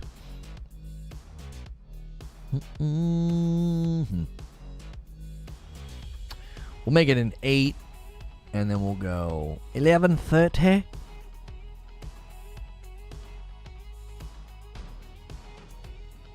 First 10 minutes of Evil West just hit YouTube. Looks super dope. Dang it, I want that game so bad, man. That game looks sick. That game looks sick. I would love to do a breakdown of that. We might do that Monday. I don't know. I don't know how in demand the game is, but I love doing gameplay breakdowns with you guys. Super, super fun. Super, super fun. What makes it so funny is that my wife is so cliche white girl. She's just not white. A great source of humor over the years for me. Yeah. So commando is slang for hangy dangy. Yes. My wife goes hangy dangy as soon as she gets home, bra off. Yeah, that's more hangy dangy. That's right. That's more hangy dangy than a guy. It's like, I'm already hangy dangy. I'm just covered up. You know what I'm saying? You want to go swing low, sweet chariot. That's more hangy dangy. Where do you get your music from your stream? It's from a playlist called Synthwave by Stream Tunes. Do we have... Yeah, here we go. Stream Tunes is a command in the chat. Unless you're wearing supporting briefs. That's true. There you go. The Stream Tunes Synthwave playlist is here. Yeah. There you go. It's a really, really good playlist. What's up with this Midnight Suns game? I keep seeing commercials with Metallica music and it looks way too good to be true. It's a turn-based game. It's XCOM. If you've never played an XCOM game, you should probably look that up first before considering buying it. And my busty volleyball jokes got called not safe for work. Eugene, there's a difference between joking about not wearing a bra and you joking about playing that game with one hand. Those are very different categories of joke. Do you know what I'm saying? The whole braless thing is like a thing now anyway. More and more people are embracing it. You know? I love, and my favorite part about it is when people try to couch it as if like they're being anti-patriarchy. I'm like, I'm gonna let you in on a little secret. There's probably not a single dude that cares. If anything, they think it's a dope. They're not against it. I mean, I guess you could probably find like old school hyper conservative dudes that are like, that's just unacceptable. But the average dude's like, go for it. I wasn't a feminist before, but I am now. You know what I'm saying? Come on, chat. You know? I was not a feminist before, but I'm open to hear more.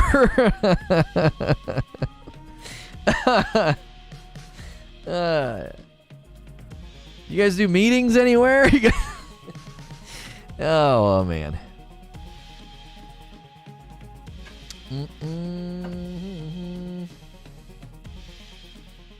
My wife said, how's the museum going? Oh, I'm so glad that you asked.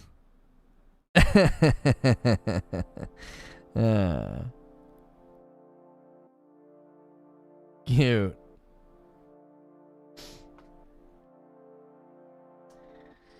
Wearing a bra actually weakens the muscles and makes your tatas sag quicker. Well, like any subject, we would need to research this exhaustively, Christina. Let's pull up some videos, guys. It's time for some reaction content, chat. You know how I do the breakdowns with the mouse? I'm like, you can see here, guys. You can see a clear difference. You can see a clear difference in the Sonic Frontiers graphics, okay? Guys, you can see a clear difference. Demonetized. Done. And my wife would be very, very angry with me. My pastor would have all kinds of questions. What the frick are you doing, bro? Yeah,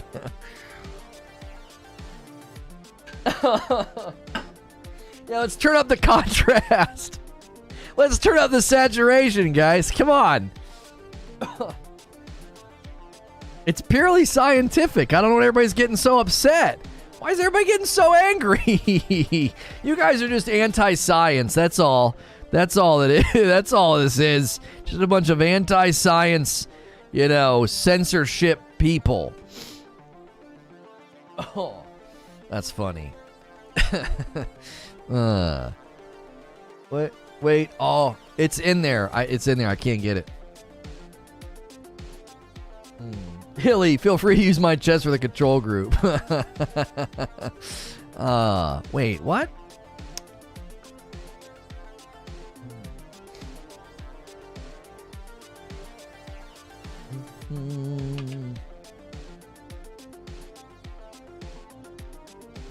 There are studies conducted in the EU about how bras are back for the Stutters. Did you mean to type bad, Murph Dog? Yeah. That's not the first time I've heard that. I'm not like going out and reading about this and like looking for blogs and videos, but it's not I've heard that before.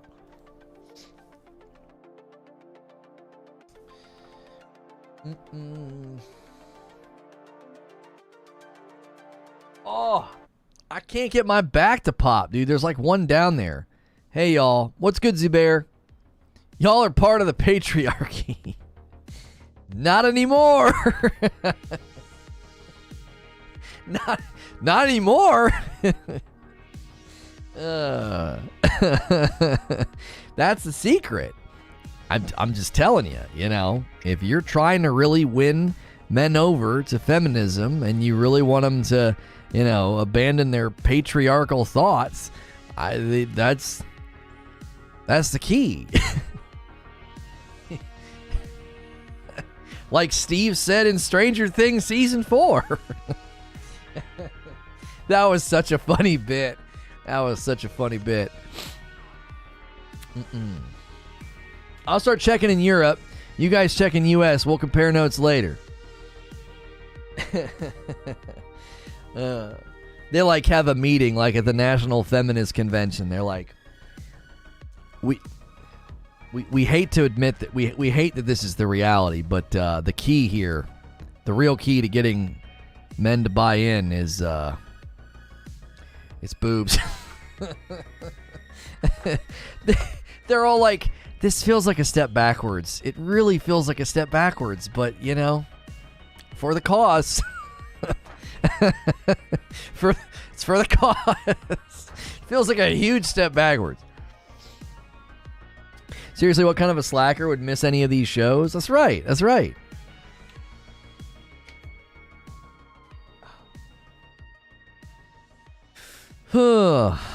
It's got to get worse before it gets better. Yeah. Like a couple of years go by and they're like, where did it all go wrong? We really lost our way here. Oh man. That's where it all started. With great power comes great responsibility. Yeah, pretty much.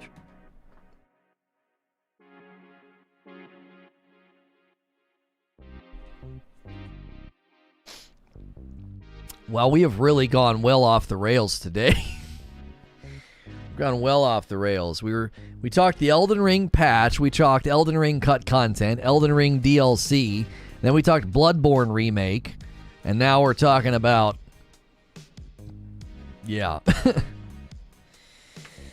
Oh man. Sometimes I forget what we were talking about earlier, and I'm like, why is there a guy in the Discord licking a sword? I was like, what led to that? And I remembered that I talked about getting out a sword and checking the house to make sure there was nobody in it. So it's just a usual stream then, says Wabi. That's right. Yeah, we talked about breast health and body positivity. That's right.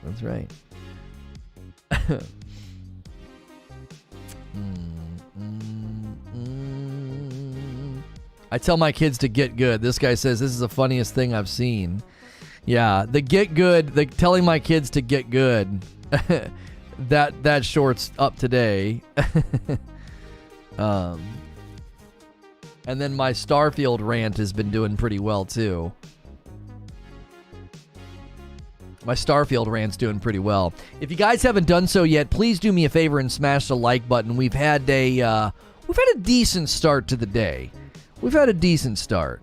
Not quite the cannon shot that we've experienced all week long, but that makes sense. Elden Ring is a little down off of the radar. We were hoping that Bandai Namco tweet meant we were going to get some kind of an announcement today, but they were likely just joking about the weather. I'm also a little concerned about the Elden Ring No Summons gameplay. We've got a long ways to go still in that game, but we got to be careful. We've had a lot of great channel growth and momentum. We just got to be careful. We don't want to start being self-indulgent and hurting the channel, because that would be very easy to do. Holding on to things that we want to do that aren't necessarily the right choice for the channel, the community, and everything else. So y'all are going to have to either prove that it's a product that's in demand, or we'll have to reevaluate. So this morning was fine, but again, we're just thinking long term. In the absence of Elden Ring DLC, I really want to finish the playthrough. I think I'm committed to doing it. But we hope we see that FromSoftware community support that I'm having doubts about. We'll see. We will see how today goes. We will see. Because I'm enjoying it. I am thoroughly enjoying the Elden Ring No Summons run. I'm having a good time with it. But I do know that run-throughs of the older games might be higher in demand, especially for people unfamiliar with what we do here. There's probably more people that might land in a Demon's Souls remake or Dark Souls 1 and 2 remaster streams, things like that. So we'll see. If that's what has grown your channel, no. From Fridays has been good, but continuing to do From Fridays in the absence of relevancy has not necessarily been helping us. Fridays went from being our strongest day of the week to the weakest day of the week because we're just getting too much distance from FromSoftware and Elden Ring relevancy. And we just have to consider that. We do. The closer we get to 20K subs, you can't be reckless. You can't just be like, I'm going to do whatever I want. Because I've told you guys before, I really want to play through Ghost of Tsushima on lethal, have it set on the black and white, have a whole cool playlist of that. But that would be really self-indulgent. I'm not doing it because it wouldn't be a good idea at this point in time. You know what I mean? So we're going to keep on keeping on, keep doing From Fridays for now. We love doing it. We love the FromSoftware community. But FromSoft fans have kind of just vanished to a certain degree. So we're just going to kind of keep on testing it and see what people think.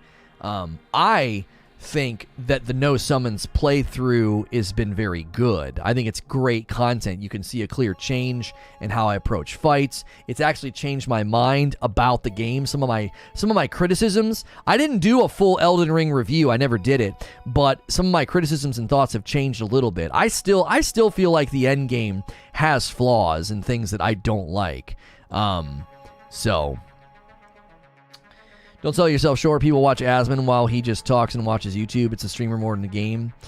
Yeah, but with the channel growth that we've had, we should be able to garner a lot of folks for this.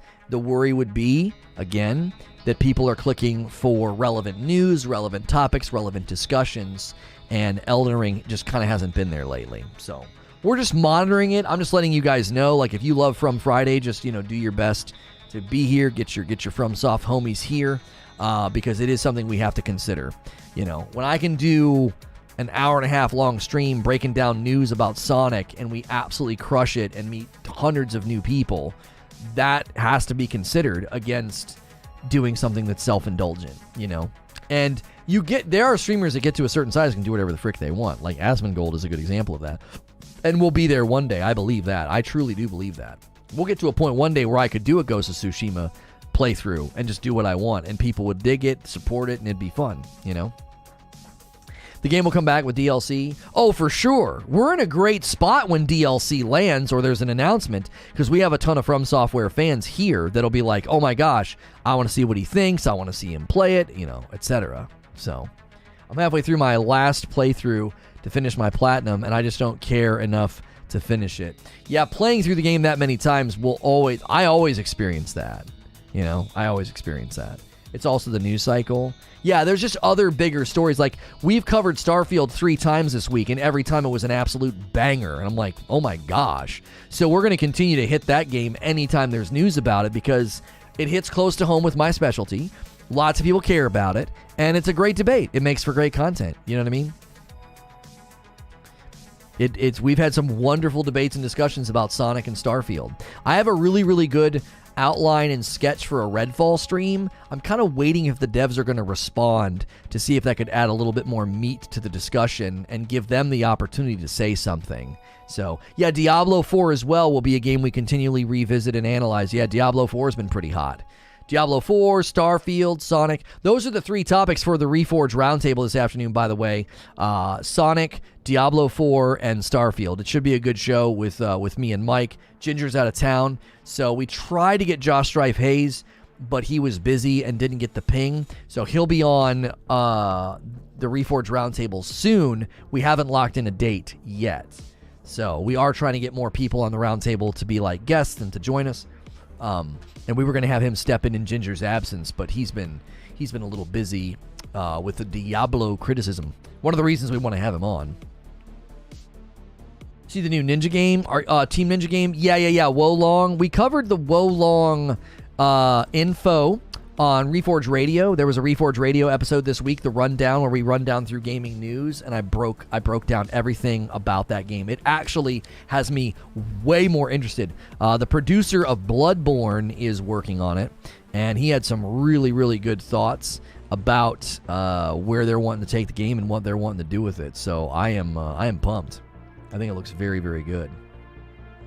I wasn't really interested because I thought it was going to be one of those games where you fight like 100 people at once. I don't know what those games are called, but there were some people that thought it was going to end up being like that. And I was really, really pleased to see that that's not true. I was like, okay, good. It's going to be a Souls game. That means I'll play it. That means I'll play it and enjoy it. So,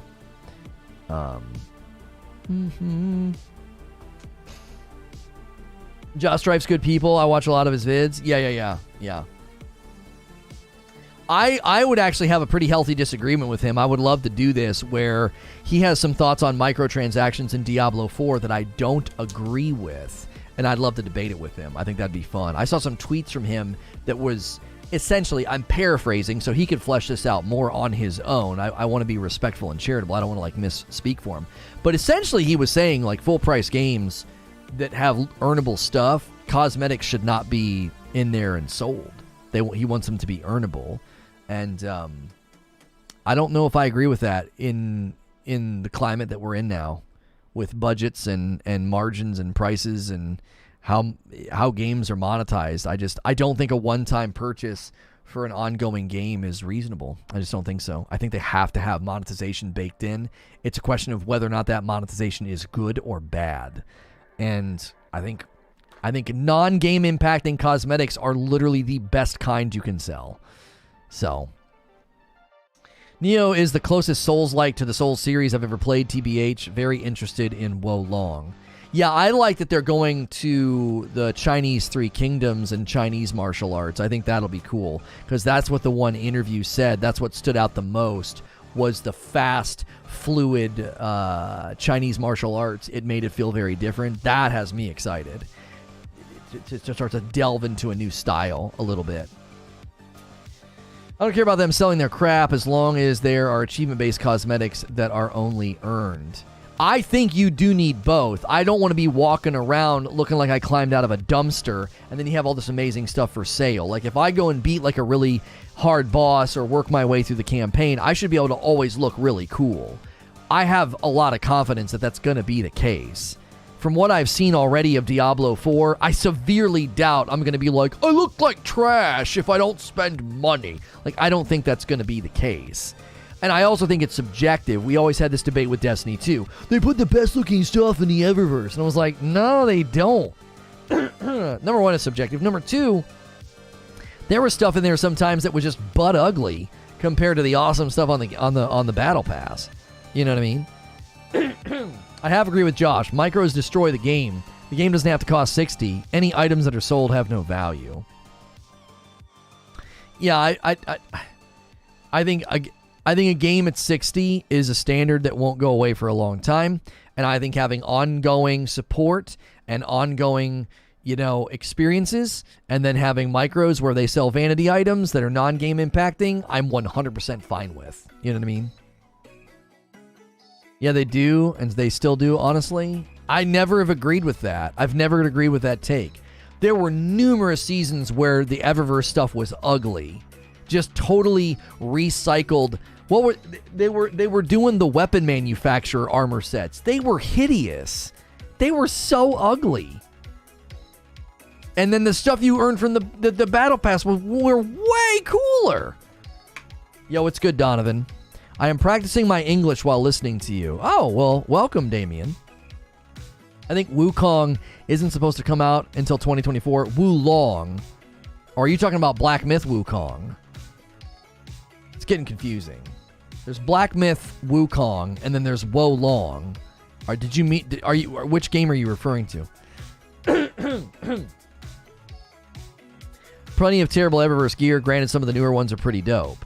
Right, and then when that discussion starts, Abe, I'm like, I always want to ask the question. So you think they should sell stuff that's ugly? Like, what? You know what I'm saying? Of course it's going to look good. They're trying to make money. They're trying to make money. Oh, you're talking about Black Myth. Wolong Fallen Dynasty will be nothing like a Warriors game. Yeah, they said it's a Souls game that'll be rooted in Chinese martial arts.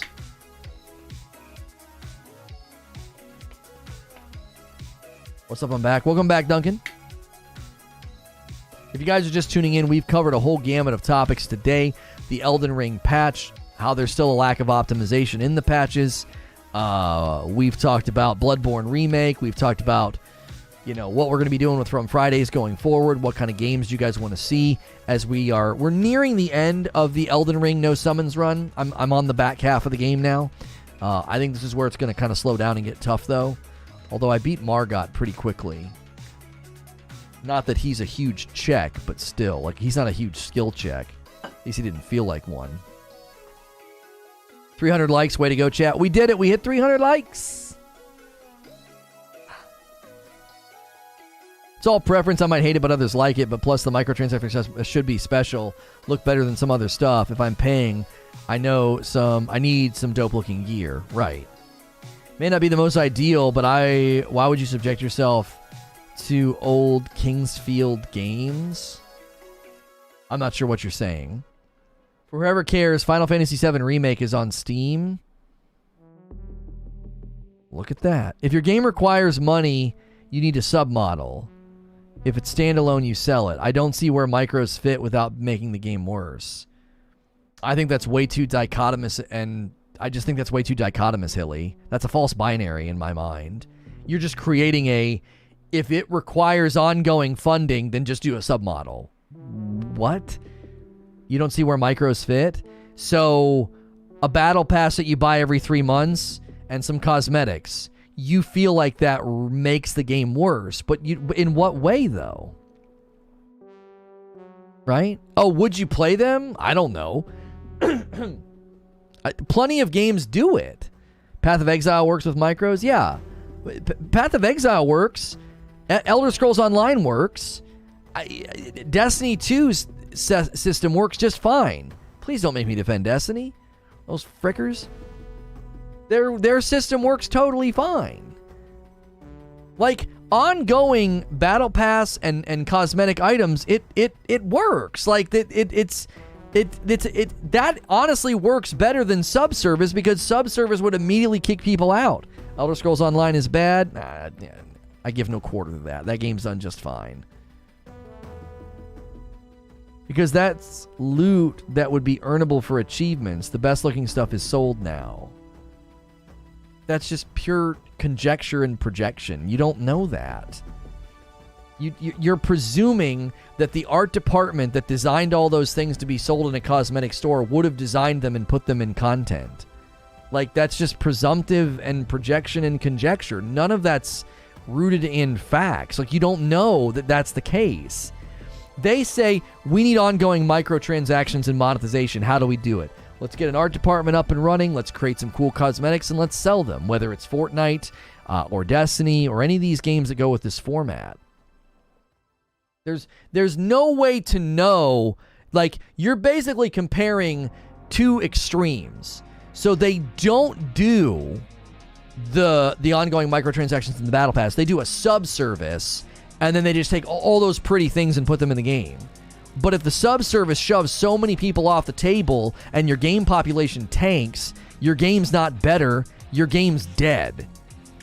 Some of this is just based on market research and the consumer more than like them refusing to do what's sensible. Does that make sense? It's not like they're sitting there crossing their arms. They're like, well, we could do a subservice, make the same amount of money, and treat the game better and put all the pretty stuff in the game, but we're not going to do that. I don't think so. Almost all the armor I wear is not Eververse or even Battle Pass armor. Yeah, I mean, I remember playing that game and enjoying the earnable stuff way better. There was the one raid that had the really dope armor that I was wearing. Like, I don't know. I don't know. And with transmog, you can look however the frick you want. You can get really cool armor from past seasons and make yourself look cool. Like, I'm begging you, don't make me defend Destiny's setup, because I actually think it's one of the better ongoing game live service setups in existence. It's one of the paragons. I think it's leading the charge on how to treat your community right, your microtransaction store right, your seasons right. I actually think they're one of the leaders. Why the frick do you think Sony bought them? Get your in silver in game. Bright Dust, not silver.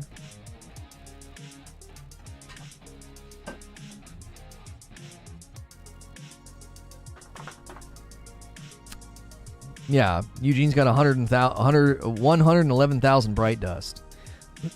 If I ever earn your respect for my integrity and honesty in reporting, it's when I defend a game that absolutely mistreated me to such a high degree. Like, it's staggering to think about what they did. And I still will say, no, that game is designed well. Loot boxes, individual microtransactions, DLC purchases, expansions, and a sub. ESO is ridiculous. That's such a misrepresentation of ESO. ESO does not have a sub. It has an optional cosmetic sub, same as the crew in Fortnite. It's completely optional. I don't know. I feel like when people criticize a game's microtransactions, they almost always have to misrepresent them. Like, I don't feel like you're accurately representing ESO.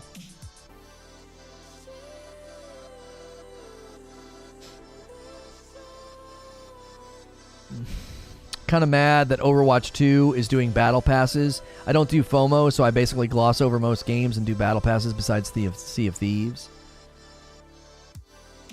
But the presumption that a battle pass is FOMO, I mean, again, I feel like this is the problem with this line of thinking, is this feels like I will find a negative in the microtransactions. So if it's cosmetics, that should be earnable in the game. If it's a battle pass, that's FOMO. You see what I'm saying? It's like, well, what the frick? What? They're like, so Overwatch 2 does away with loot boxes and goes to battle passes. And instead of throwing confetti in the air, we're like, no, that's bad too.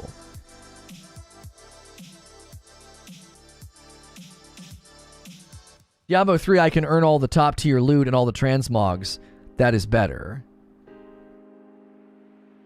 Yeah, but you're doing you're making the Fazoli's mistake, Hilly. You're making the Fazoli's mistake. Just because Fazoli's gives you free breadsticks doesn't mean every Italian restaurant you go to is going to or should give you free breadsticks. That's the Fazoli's fallacy. I love that. That's actually great. That's the Fazoli's fallacy. You can't be like, well, Diablo 3 does it and it makes the game better. Maybe. We don't know, and we don't know if that fits with other games. We don't know if that fits with other games' loot structures, margin structures. We have no idea if that would work in every other game. People did that with Warframe. People do that with Xbox Game Pass. You can't run to one example and be like, this is the industry standard. Because I could look at Destiny 2's player-based numbers, their success, their long-standing franchise in the industry. I could look at the fact that Sony just bought them for their live service expertise, and I could say, that's the archetype. Every company should do that. And I'd probably be wrong, because there's plenty of games that couldn't do what they're doing. You can't run to one game and their structure and act like that's it. That's the blueprint. Now, you could say, like I said, they're leading the charge. I think they're the archetype. I do. I think what they're doing should be aspired to by other game developers because it does work so well while simultaneously not disrupting elements of your game. But at the same time and on the same token, I'm not going to look at a game that doesn't do it and say, you should do what Destiny's doing. I wouldn't run to Diablo 3 and say that. I'd be like, what you're doing seems to be working. I wouldn't go to like No Man's Sky and do that. Like No Man's Sky's ongoing game support's been bonkers. They charge for nothing, but their game's almost always at full price. And every time they do an update, they make the game on sale, so they make it really, really easy for people to get in. Like, should everybody do what No Man's Sky does?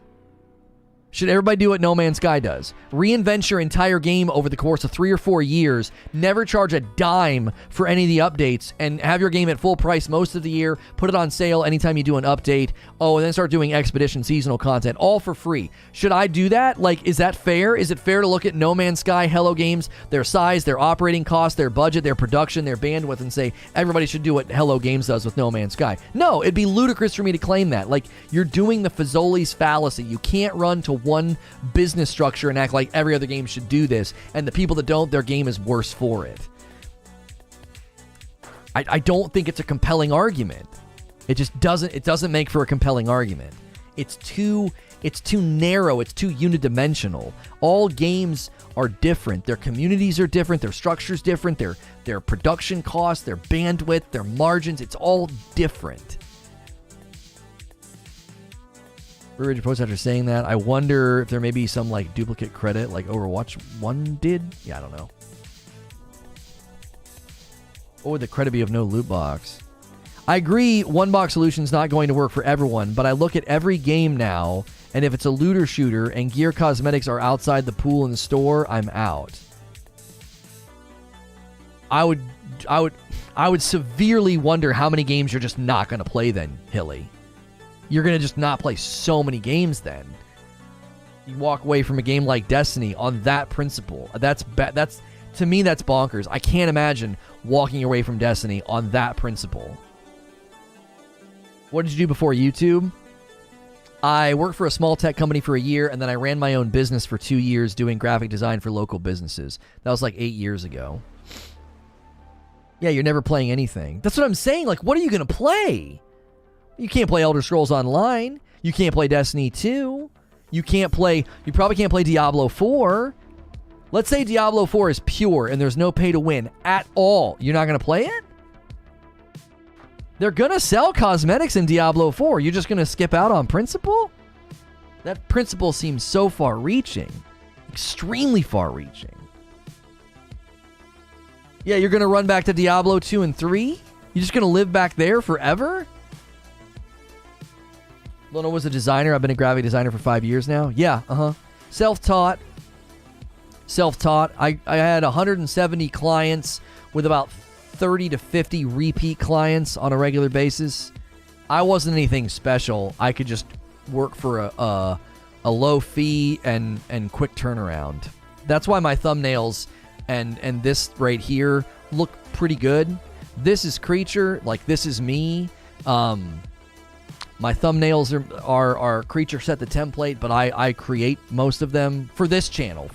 He does all the thumbnail work for all my other channels. But that's why they look pretty good, because I have a general sense of design and how to run programs and stuff. Self-taught as well. You were doing good for yourself, bro. It makes sense now. That's why I bring a business sense approach to YouTube and to these discussions, because if you've run a business and you've had clients, you understand some of this stuff firsthand. I'm not like some super big business brain. I just, you know what I mean? I worked for a small business for a year and then ran my own and interacted with lots of small business guys. I sat in on great seminars on small business and networking, and Lono can do some impressive things with paint. That's right. If you told us 5 years ago there'd be no loot boxes and companies would only do battle passes and direct cosmetics, we'd be celebrating. That's what I'm saying, Watts. It feels like we just moved the goalpost. It's like, hey, don't you dare do loot boxes and make things earnable. And Bungie, of all companies you're going to make me defend, they say, okay, no more loot boxes, no more RNG, direct purchase options, way more opportunities to earn the currency. Oh, and 80% of the items are purchasable with the earnable currency. We've increased the number of items you can purchase with the earnable currency, and anything that cannot be purchased with the earnable currency, we're going to tell you ahead of time what those items are. Like, they've done everything that the community has asked. And to turn around and to say, no, we've changed our minds. Now, if you do cosmetics in the game or a battle pass, absolutely not. Won't support it. It's like, holy moly, you've moved the goalposts so much. What? This is everything we asked for. And they're like, my kids do this. We walked all the way to the park the other day, and we got there, and they're like, we changed our minds. We don't want to get on the park. And I'm like, what? We walked all the way here, right? It's like we get everything we wanted, and then you're like, yeah, no, this is bad now, too. Just because. It's everything we asked for, but no, it's bad now. They moved it first. Loot boxes get introduced, everyone hates them. Pay to win gets introduced in some games, everybody hates it. Right? To the point that, like, the pay to win is so bad in Diablo Immortal, it's like the lowest voted game in history, right? So, that to me says everything that moves away from that should be celebrated. Now, I'm not going to be glib and act like everything that's done that's not that is just awesome. There's still probably going to be some scummy practices out there that aren't blatant pay to win or loot boxes. But the further we get away from that and the closer we get to battle passes, season passes, and cosmetic non-game impacting items, come on. That's so much better. Listen, you have to think. You have to think about this in this realm. If game companies can be very successful with season passes and non-game impacting cosmetics and they make buckets of cash, they're gonna keep doing it. But if the game community turns on it and says it's bad and says it's awful, do you want to know what they're going to do? They're going to go to the format that has worked in other environments. Diablo Immortal is proof of this. They will turn tail and run and say, fine, screw you and your penny-pinching idealism. We're running the mobile, and we're going to make buckets of cash over there. Because they spend money, and they don't cry like babies and ask for everything to be free. Console gamer entitleism, I'm telling you, it will drive the gold rush run to mobile will be expedited by gamers, not the game companies. You're going to be the cause. If that gets footing and traction in the gaming world, this Game Pass dollar store, everything for free, don't charge me for anything. If you charge full price for the game, I've seen this stated many, many times. If a game is full price, they have no business having microtransactions in it. If that idealism gets traction, you will see the exodus from console game development to mobile game development expedited because they'll make way more money and they won't have to listen to you. It'll happen. You want them to be successful in the best monetization structure way, which in my mind is season passes and non-game impacting cosmetics. If you smack their hand every time they try to do that, buddy, they're going to leave and they're going to make way more money somewhere else. They're going to take their ball and go home. They're going to take their ball and go to a different playground, actually. I think vocal gamers are the minority. I think most real people understand things cost money. My casual friends don't get caught up in any of the questioning of the ethics. I certainly hope you're correct, Zubair. I hope you're correct. I'm not asking for free. I want to buy your game. Devs can set the asking price. I want to know the total price for the game. Right. And Hilly, again, I think that's driven by an ideology that doesn't land in reality, right? That's driven by an ideology that doesn't land in reality, because if they started charging $70 to $100 for games, it would completely disrupt the ecosystem and it wouldn't work. It would completely ruin they wouldn't make any money. Look at the reaction people have already had to the $70, Hilly. My gosh, look at the reaction. They can't do it. They can't. At one level on paper, Hilly, I agree with you. I'm like, yeah, we should just be spending more on the games. Get those guys more money, get them the success, and get them the margins that they need so they don't feel the need to do all this microtransaction season pass stuff. On paper, I agree with you. In practice, it won't work. The game community has already shown they're like a $10 increase, and they get out the pitchforks. Like, that's it. A $10 increase is all it took. Every other product I buy, I know the cost up front. Not necessarily, no. No. There are products that you buy that can then be enhanced and added onto later, and it costs more money. There's plenty of products like that out there. There's plenty of products that are out there like that. You can buy the factory vanilla version and then add to it later and spend more money. The video games, in my mind, are no different.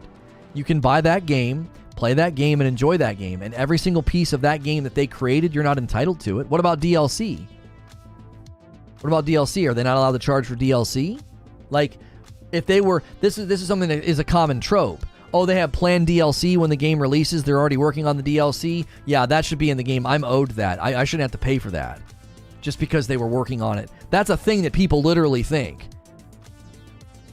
Like, what? You're not entitled to that?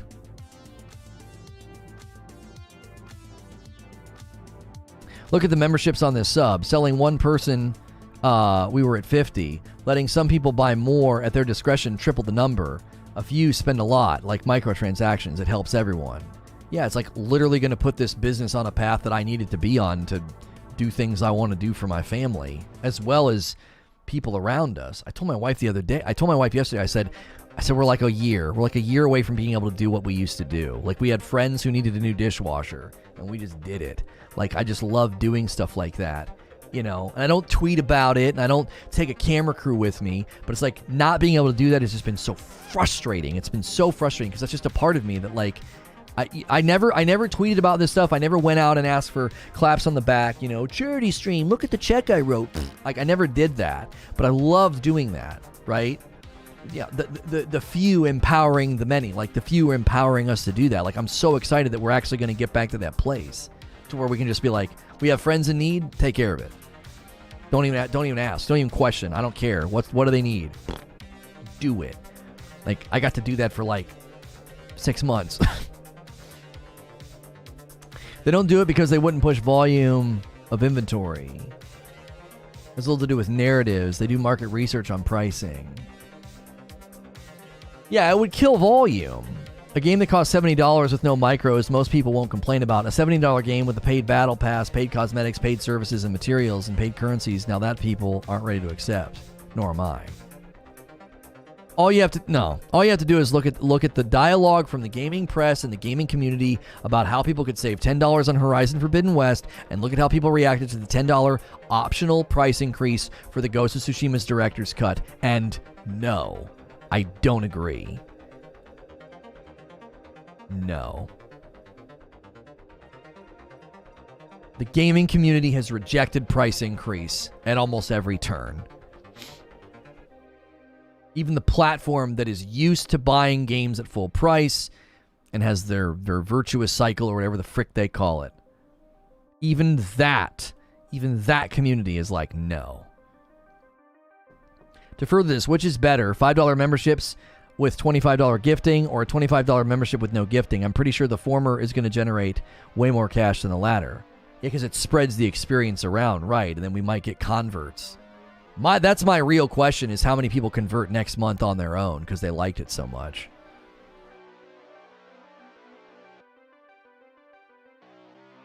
Returnal is $70 with no microtransactions and has been slammed for being $70. Yeah, that was another example. Yeah. Yep. Yet it still comes. Company's got to give somewhere, yet still not be allowed to have their cake and eat it too. No, I disagree. If they want to charge $70 for their game and then have 3 months later a season pass and a micro store with cosmetic items that are non-game impacting, if the game is good, I don't give a frick. I don't give a frick if the game is good. I want them to make buckets of cash if I like the game. If Assassin's Creed Infinity lands and it's awesome and I love it and it's $70 and 3 months in they got a season pass and they got a cosmetic store, good. Make that money. Do it. Make that money, because you'll keep making this game, and I can keep having a blast. I am never, ever, ever going to be the penny pincher gamer. I'm not going to be. You know, I'm not going to be some miser. Ugh. 70 and no more. 70 and no more. I'm never going to do that. I do not agree with that mentality at all. I want them to make absolute buckets of cash if I like their game. Ethically, obviously, I don't want them to be doing unethical things like child labor or something. Like, yeah, make buckets of cash. That's fine, you know? Crack the whip. Like, no. Crunch is bad. Mistreating your employees is bad. All those things are bad. I'm not in favor of unethical things so they can make buckets of cash. I'm talking about optional microtransactions that feed the company money so they keep investing in that game. A 15-month milestone for Soldier. 100% folks go crazy over even reasonable price increases. Our whole culture is built on the actual money rather than the value. Like, the gaming community at large has proven that it doesn't blanking matter. Microtransactions or not, they want it for free. I disagree. If the unhealthiest spenders are the ones keeping these very unwanted practices going, it'll never change because of them. Then regulation will have to step in, and I'm for it. But you got to interact with what I'm saying. I have said, this entire argument turned on me saying companies have moved away from loot boxes and pay to win. Now, Diablo Immortal is a whole other animal because it's a mobile game, but Bungie and other companies have moved away from loot boxes, and they primarily have done season passes and cosmetic non-game impacting items. You should be supporting that, not smacking their hand and saying, absolutely not, get that out of my games, because they've done what we wanted and now we're acting like they shouldn't do it. It's like, if the industry standard moves in this direction, season passes and non-game impacting cosmetics, we should celebrate that and support that. Why? Because that's the healthiest version of this. What camera do you use? Sony a6000. It's been like 15 years at the $60 price point. It's okay for it to increase. 15 years at the $60 price point? Homie. Try 30 years at the $60 price point. I bought Nintendo cartridges for $60. Back in the 90s.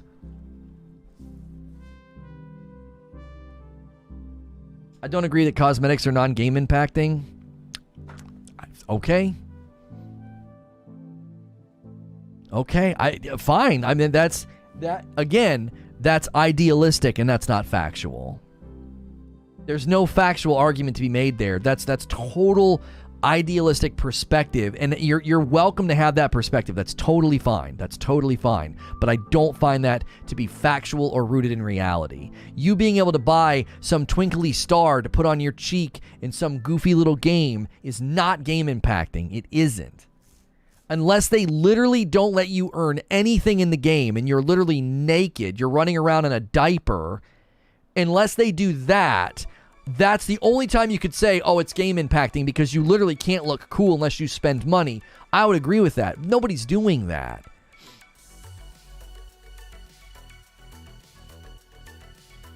I think Hilly's a small minority. He holds a very extreme position. I think there's a lot of people out there, there's YouTubers and others who are starting to say if a game is full price, it shouldn't have micros. There's plenty of people that think that. Hilly's distinction is not one that most gamers would agree with. Most agree that cosmetics do not impact gameplay. Now that's, I think, is true. I think that's true, Zubair. I do. Hilly's position that he outlined earlier was, if you want the game to be supported ongoing, then do a sub-model. His point is not, there's nothing necessarily erroneous or illogical. What he's saying is, I want to know the price up front. If the game is $60 and there's going to be ongoing support and ongoing content and I need to pay for that, I want to know what it is. $60 and then a $10 sub, great.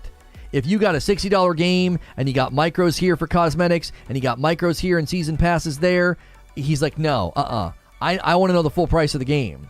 Because all of that represents the full price of the game, and you're doing it in this weird itemized way. He doesn't like that. So in his mind, you either do full price with the sub or full price with nothing. I don't want micros for cosmetics. I don't want season passes, because then I, as the consumer, I'm speaking for him, he would say, I, as the consumer, don't properly know what the full price is for everything that I could get in the game, and I don't like that. He rejects that format. And I say it's totally fine. I think it's totally fine. I think the move away from loot boxes, the move away from pay to win is exactly right. Season passes are a quasi submodel anyway, actually. Every 3 months spending $15 is basically a submodel, okay? It's basically a submodel. And then the optional cosmetics. I actually could speak for Hilly. I bet you he doesn't mind the season passes as much as the optional cosmetics. I bet you. That's my feelings. There you go. Okay, so I represented his position well. I'm going to speak for him and say that Hilly would probably say, I actually don't mind the season pass every 3 months because that's kind of a quasi-submodel, as long as I know ahead of time that that's what you're going to do. I don't think he cares about that as much as he cares about the cosmetics being sold, because he feels like that's a part of the game, and I should be able to earn that, not have to buy it. That would be his position. Josh Strife Hayes pretty much thinks along the same lines. Yeah, this is a good discussion. Completely unrelated to Elden Ring patch, but, you know, who cares? Yo, what's good, Theophilus? Monetization and to give value to the paid cosmetics. Is there a way to make... I can't see, 1 second. Is there a way to make a store like Eververse acceptable to you? A way to be transparent enough? Yeah, I guess I'm curious about that. Is that a middle ground for you, Hilly? Because you can earn Bright Dust and buy most of the items in the Eververse if you want. Does that at all build a bridge for you to play and enjoy the game? That's why I retweeted it, although I'm not against a dev selling a game for $300. I mean, I'm not against a dev selling a game for $300 on principle, but I think it would be an absolutely stupid business decision. It would be reckless. Their shareholders would sue them because they wouldn't make any money. They'd be like, you guys are idiots. The fiduciary duty would trigger and they'd be sued. They'd be like, what the frick are you doing? You're going to sell thousands instead of millions.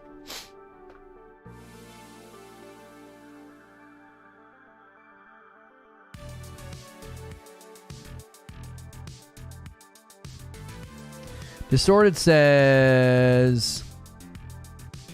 You can't fully say that cosmetics don't affect gameplay. How many systems and activities and rates to earn and how good things you earn look are adjusted to influence you to interact with monetization and to give value to paid cosmetics. I'm fine with battle passes that give you a reason to play the game and rewards to earn. Cash shops add absolutely no value to playing the game. So in one breath, you're saying cash shops add no value, but prior to that, you said they do affect gameplay. I feel like you're contradicting yourself. I don't feel like that position is logically coherent. I also think it's extremely difficult to make the case that you buying a pretty dress or a cool piece of armor affects gameplay. It's non-gameplay impacting. To argue it's gameplay impacting, I think is to argue in bad faith. That's not a good faith argument. You know deep down what we mean when we say game impacting. You're not stronger, faster, better, or more powerful. It doesn't change the way the game play flows. It changes your subjective perception and experience. So to say it's gameplay impacting, I think is... I'm not meaning to insult, but I think that's intellectually dishonest to say that cosmetics are gameplay impacting. I don't think that's intellectually honest. I think you know what we mean when we say gameplay impacting. You're hijacking that term and saying, no, cosmetics are gameplay impacting. No, they're not. And you know they're not. Deep down, you know they're not. You know that argument is very weak. Warzone had a pay-to-win cosmetic. The rose skin was OP, so maybe sometimes cosmetics can impact gameplay. And when they do, that's a problem. Wasn't that a glitch, Abe? Was that by design? So I think we have to establish at a minimum that we are talking devs acting in good faith, not squeezing players in any way. In a perfect world, that what systems are acceptable.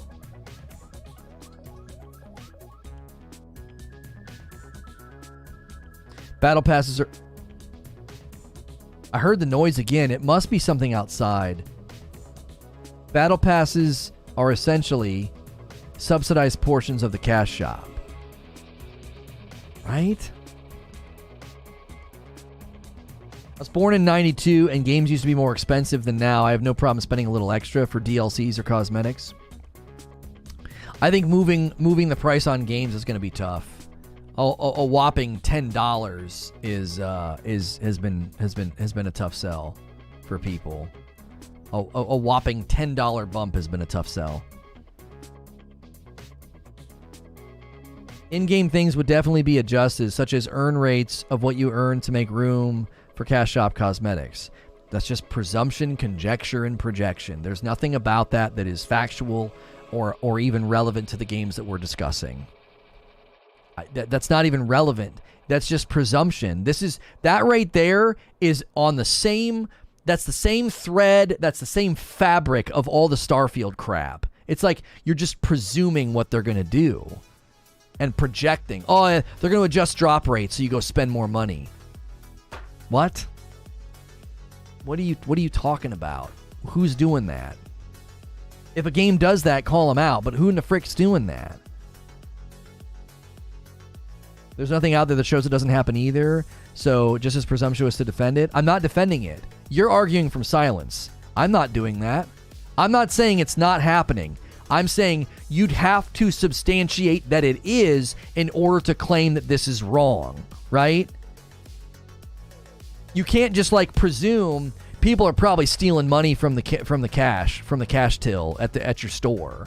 Yeah, they're probably doing it. I'd be like, okay, I don't think they are. Well, you're presuming that they're not. Okay, but you're attempting to claim something is happening. You've got to substantiate that claim. You can't just presume that it is and then say, well, you're presuming it's not. Okay. I'm presuming that these developers are sacrificing kittens to Satan. I don't think they're doing that. Well, you're just presuming that they're not. There's no way to know. So, probably are. Like, what? Yeah, you're the one making the accusation. The burden's on you. I'm not saying that these systems are as pure as the driven snow. I'm saying I don't see any evidence. I'm not compelled to think that the games that are doing the practices that I think work, they're like, yeah, lower the drop rates so they go spend money. What? You literally just have to play Destiny and you earn cosmetics from the Battle Pass. Anything you've ever earned can be transmogged. Like, I see more people complaining that they get armor drops than gun drops anyway. So again, they make it really easy to change the way you look at that game. I don't see evidence for this in the games that we're talking about. What we're talking about is celebrating and supporting the games that do it right, because that will make the companies continue to do that because it makes them buckets of cash. You want me to go to the company and look over their shoulders and listen to their meetings? It's completely obvious that they would do that to not undercut their cost shops. Again, presumption, projection, conjecture. The most non-compelling way to argue anything. Just presuming, projecting, and projecting. Like, that is the worst way to argue. There's nothing compelling about that at all. You're arguing something and then acting as though I'm assuming that it's like you're not being underhanded, but it's kind of underhanded. You're presuming something's happening, and when I say substantiate it, you're like, what do you want me to do? Go to the companies and look over their shoulder? It's like, whoa. You're the one that made the presumption and the accusation. What do you mean? You're the one that said they're doing it. Because it's obvious? What do you, obvious to who? You? Okay. Again, that's the weakest way to argue. There's nothing compelling about that.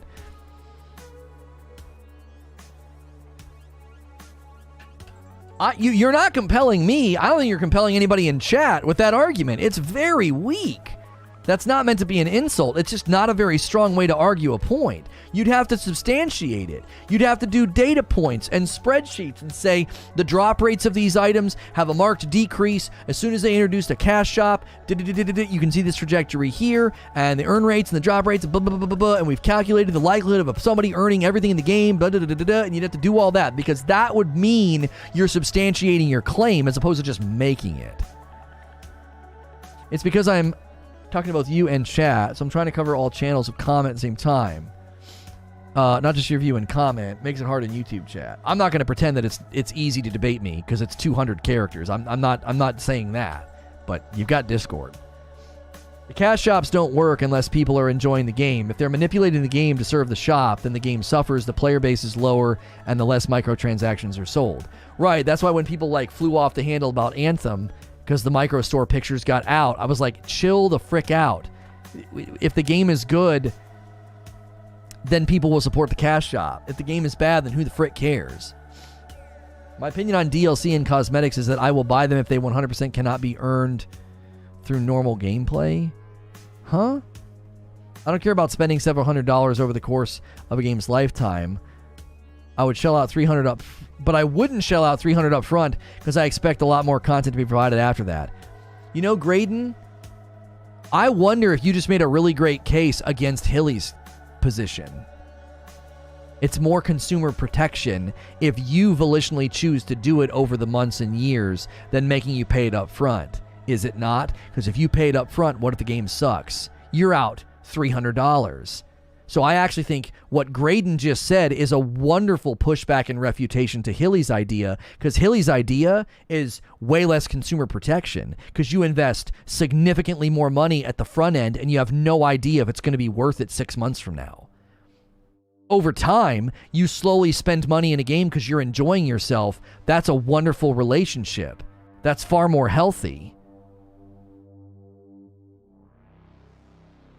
Hilly said, I would agree that most people cosmetics are not game impacting to most players, but I really think it's part of it. I thought about it for quite a lot, and I find the micro stores are immersion breaking for me. I don't want to be thinking about finance when I'm blasting aliens. I don't think you have to. If I spend $300 on a game up front, that game better effing do my taxes and babysit my kids on the weekend, right? Repost, says Zubair. I'll pay $300 for a game, but I'll give you $60 up front and then like $10 every month after, and I'll pay the rest as I find cosmetics I like. Or stop paying if you're not enjoying yourself, and then you're not out $300. No dev would intentionally make bad or bland-looking rewards for playing the game, but you would have to do so to make the cash shop cosmetics more appealing than what you already get free in-game. So much presumption, homie.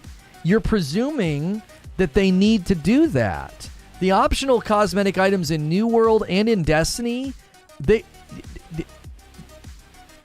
are so many layers of presumption, it's hard to even dissect what you're saying. Okay, so number one, you're presuming that everyone has the same view of the cosmetics so that they would be able to make rewards look more bland here and better over here. That's presuming that everyone has the same outlook and opinion on the cosmetics themselves. I've seen people wear outfits and buy outfits that I think are absolutely hideous and they think they're awesome, and vice versa. So that presumption is so baked into the crust that your argument doesn't even get out of the oven. It's like, no, not everybody even looks at these the same way.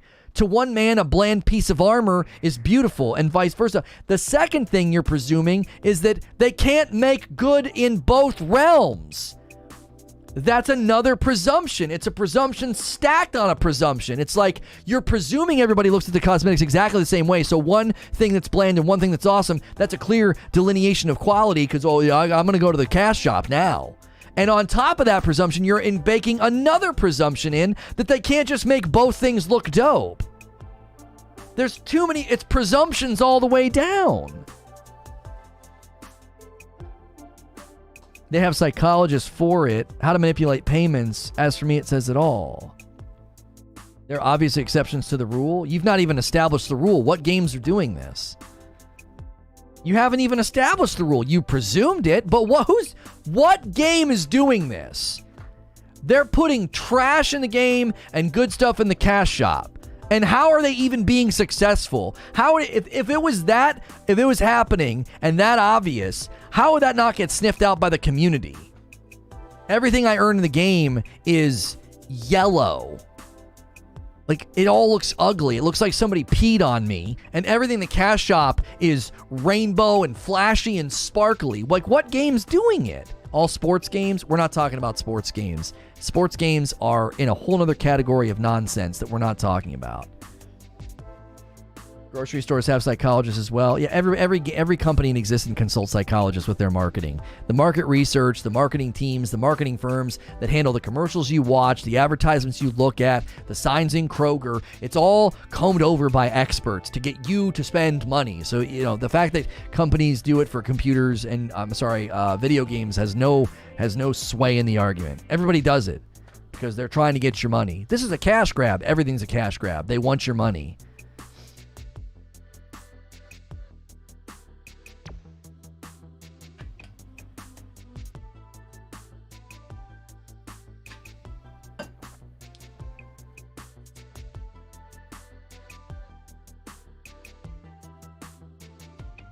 Yeah, even the design of the grocery store is laid out to maximize spending. That's exactly right. The candy's at eye level for children for a reason. The end caps are studied. Like, all those things are studied. Like, they want your money. That's what they're supposed to do. These companies have thousands of employees, shareholders. They've got a duty to their shareholders. They've got all these people working for them. They need to make profit. They need to make money. So they maximize as much money as they can. And they do it by putting candy bars at eye level. They do it by laying out the store in a particular way. They do it by using particular colors in the branding and the logos. Jiminy Christmas. None of this is new. This has been around since before video games were even a thought.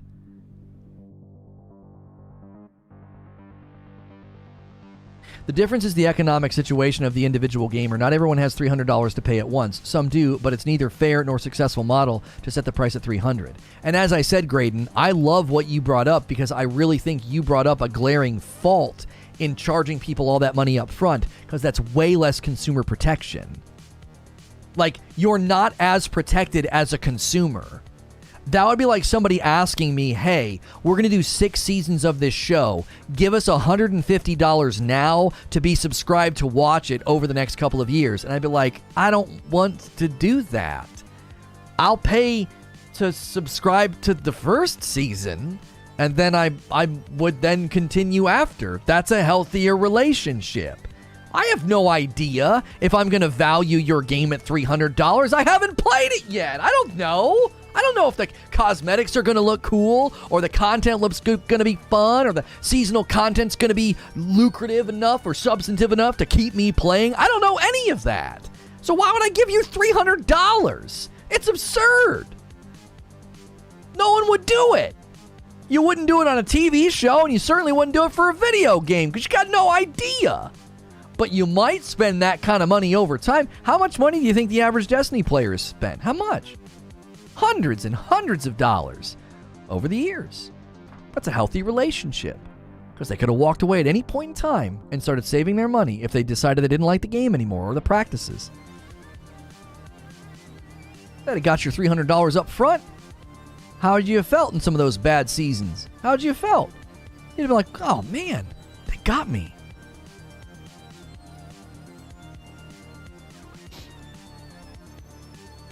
There's a scenario where I would sign on for this. I don't know what that scenario would be. I can't think of one. I spent $0 on cosmetics, but you bought the season passes and you bought the DLCs. You didn't pay for all that up front. You bought it as you went on. What started this? Jumping in later? Oh, what did we talk about? Oh, I mentioned, this is funny, man, all the way back. I mentioned the Reforge round table stretch. I mentioned the Reforge round table, and that we're trying to get Josh Strife Hayes on, and his opinion on cosmetics sparked this, because Hilly agrees with some of the things he said, and we just shot off into the atmosphere with this one. For example, what can I say? I give Ubisoft $500 and get everything they push that year. Sign me up. No, I would never do that. I don't know why anybody would frickin' do that. I wouldn't do that for a Ghost of Tsushima live service game, and I love that game. I wouldn't do that for a Ghost of Tsushima live service game because I might not like it. I might get 1 or 2 seasons in and fall out of love and be like, this doesn't translate. This isn't good. You know, Assassin's Creed Infinity could be amazing, but I don't know. I don't know if the combat's going to translate well into live service. I have no idea. Oh yeah, spend money, play it, season or 2, cool, and then Or, I love it, give me more. That's a healthier relationship with the consumer. You pay as you go. You pay as you find value.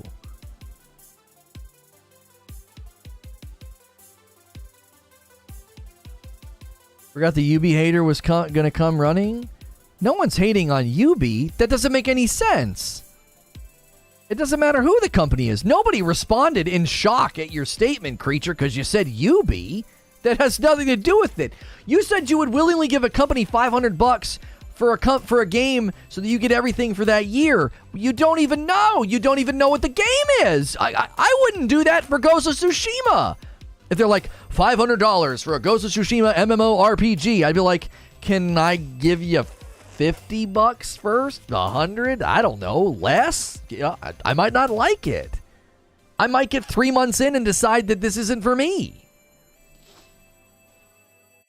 It's my money. It doesn't have to make sense to any of you. I would do it. Well, we're not saying it has to make sense to us. We're just saying make it make sense to us. If I told you that I would go to the grocery store and give them $5,000 for a steady stream of produce, and I would just have it delivered to my house, you might be like, well, wait, what in the frick? Why would you do that? You might not like the produce. It might be bruised. It might be bad. You might get fruit you don't like. Why would you do that, Lono? It doesn't have to make sense to you. I'm just going to do it. Whoa. No, just make it make sense. That sounds kind of odd. They'd have to set up a model to support it, of course. Creature, I could only see doing that if you had already done the game for a year and you were so in and they said, hey, for year 2, we're going to offer the option to spend X number hundreds of dollars and you get everything for the next 12 months and some bonuses, and you even maybe you save a percentage or something. Like, at that point, the concept is proven to you and you're confident as a consumer. But if they just walked out and said that, people be like, you're frickin' trolling. This is a joke, isn't it? This is a meme. No one's giving you that much money up front. You're thinking in terms of how the industry operates currently. If they are going to shift to that, they'd have to change their business model. I'm just saying there is a scenario where I would be okay with it. Boy, oh boy, it'd have to be such a proven concept and such a proven game, or I would never do it. And you would be the only one to do it, creature. You'd be their only customer. You and all the just, I don't know, incredibly wealthy gamers out there that don't care and throw money at everything. It'd be like you and seven billionaires or 7 millionaires that just don't give a frick. Like, there'd be nobody would do that. The concept in the game would have to be so proven. Even then, there wouldn't be that many people that would do it. They would still say, I still don't know if the next year is going to be as good as year 1. Year 2 could suck.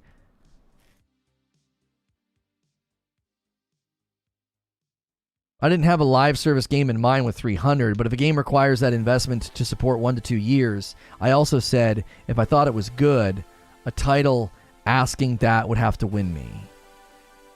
Evil West is on my list. It was on my list before I saw the extensive gameplay. I haven't got a chance to see it, Mo, but I'm hearing good things. All right, here's the deal. We got to shift. We do need to shift gears. I need to use the restroom, and we need to switch to gameplay. I've got to keep working on this game. We got to get through this No Summons playlist. This has been a fun debate. This stream and this topic wasn't that lively, but we turned it into something lively here at the end. So this has been fun. But we do need to shift gears a little bit here. I need time to play my No Summons run in Elden Ring. In gameplay, it's blanking awesome. Yeah, I saw gameplay in snippets and thought it looked really good and some screenshots. But yeah, I was very encouraged. So I'm going to step away really briefly. Smash the like button, become a member, hit sub, gift some members, do all the things, order some coffee, and we are going to be switching to the Elden Ring No Summons gameplay. And then don't forget, we will also be doing the Reforge Roundtable, talking about Sonic, Starfield, and Diablo 4 with 30 Insto Gaming. It should be a great show. I'll be right back. I'm going to hit some ads. Don't go anywhere.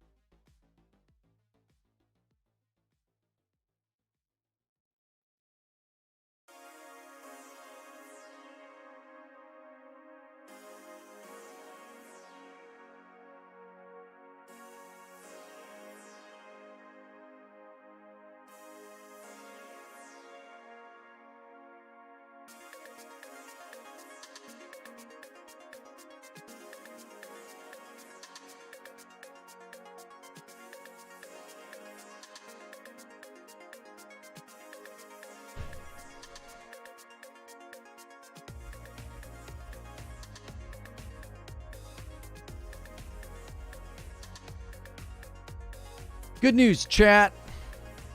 There's no demons in the house. At the end of your last play session, you didn't properly quit the game. Frick off. I thought you patched that. My main point wasn't even about cosmetics. I just got caught up in steel manning someone else's argument in chat. My main concerns were over the $60 price not moving for 30 years, and it was just not working out trying to convey my point. No hard feelings. Yeah, you still hate Obi-Wan Kenobi? Yeah. Trash show. Some of the worst Star Wars ever made. They're more concerned with setting up a Vader show and Ahsoka, and it's been a giant disservice to the character of Obi-Wan Kenobi. It's god awful.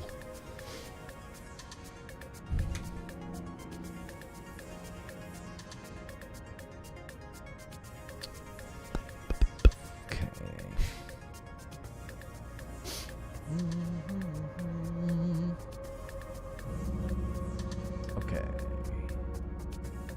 We'll feature that.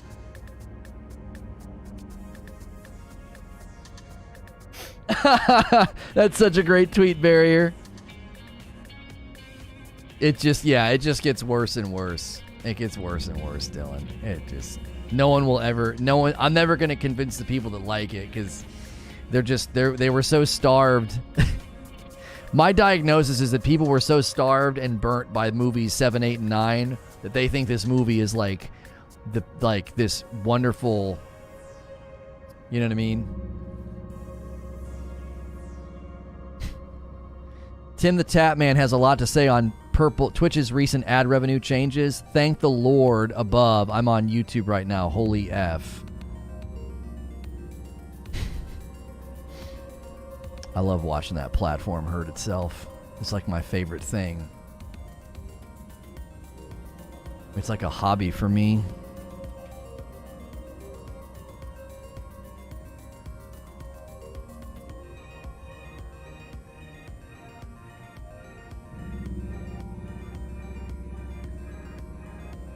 Justice comes in many forms.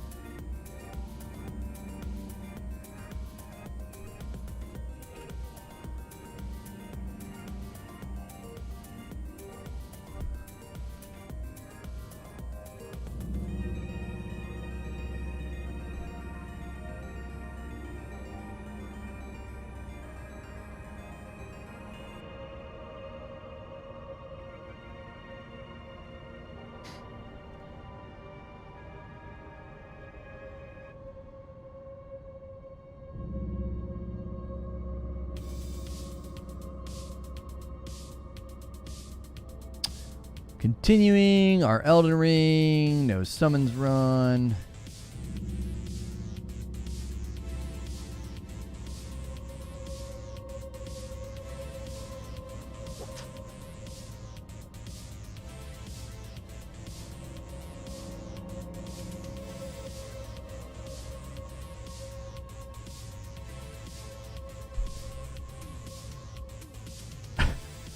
Solo takes the cake for the worst Star Wars in history.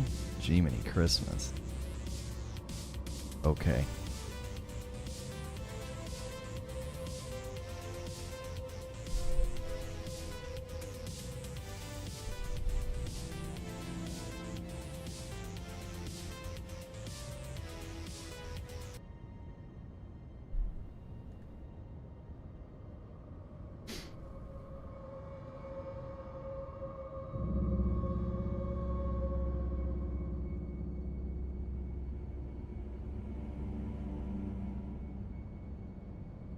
Continuing our Elden Ring No Summons gameplay, this is part 11. We've actually taken a bit of a break from the game for a while. I actually loaded up the wrong save. This is my wife's game. I was like, why am I holding an axe? If you enjoy the gameplay, if you've enjoyed my playthrough of this, if you're a member and you missed that stream, you are going to want to go back and you're going to want to watch my wife play Elden Ring. That was something that you guys unlocked as a member's perk, as a member's thing. And I am going to go ahead and redirect everybody over from this morning. We talked about the latest Elden Ring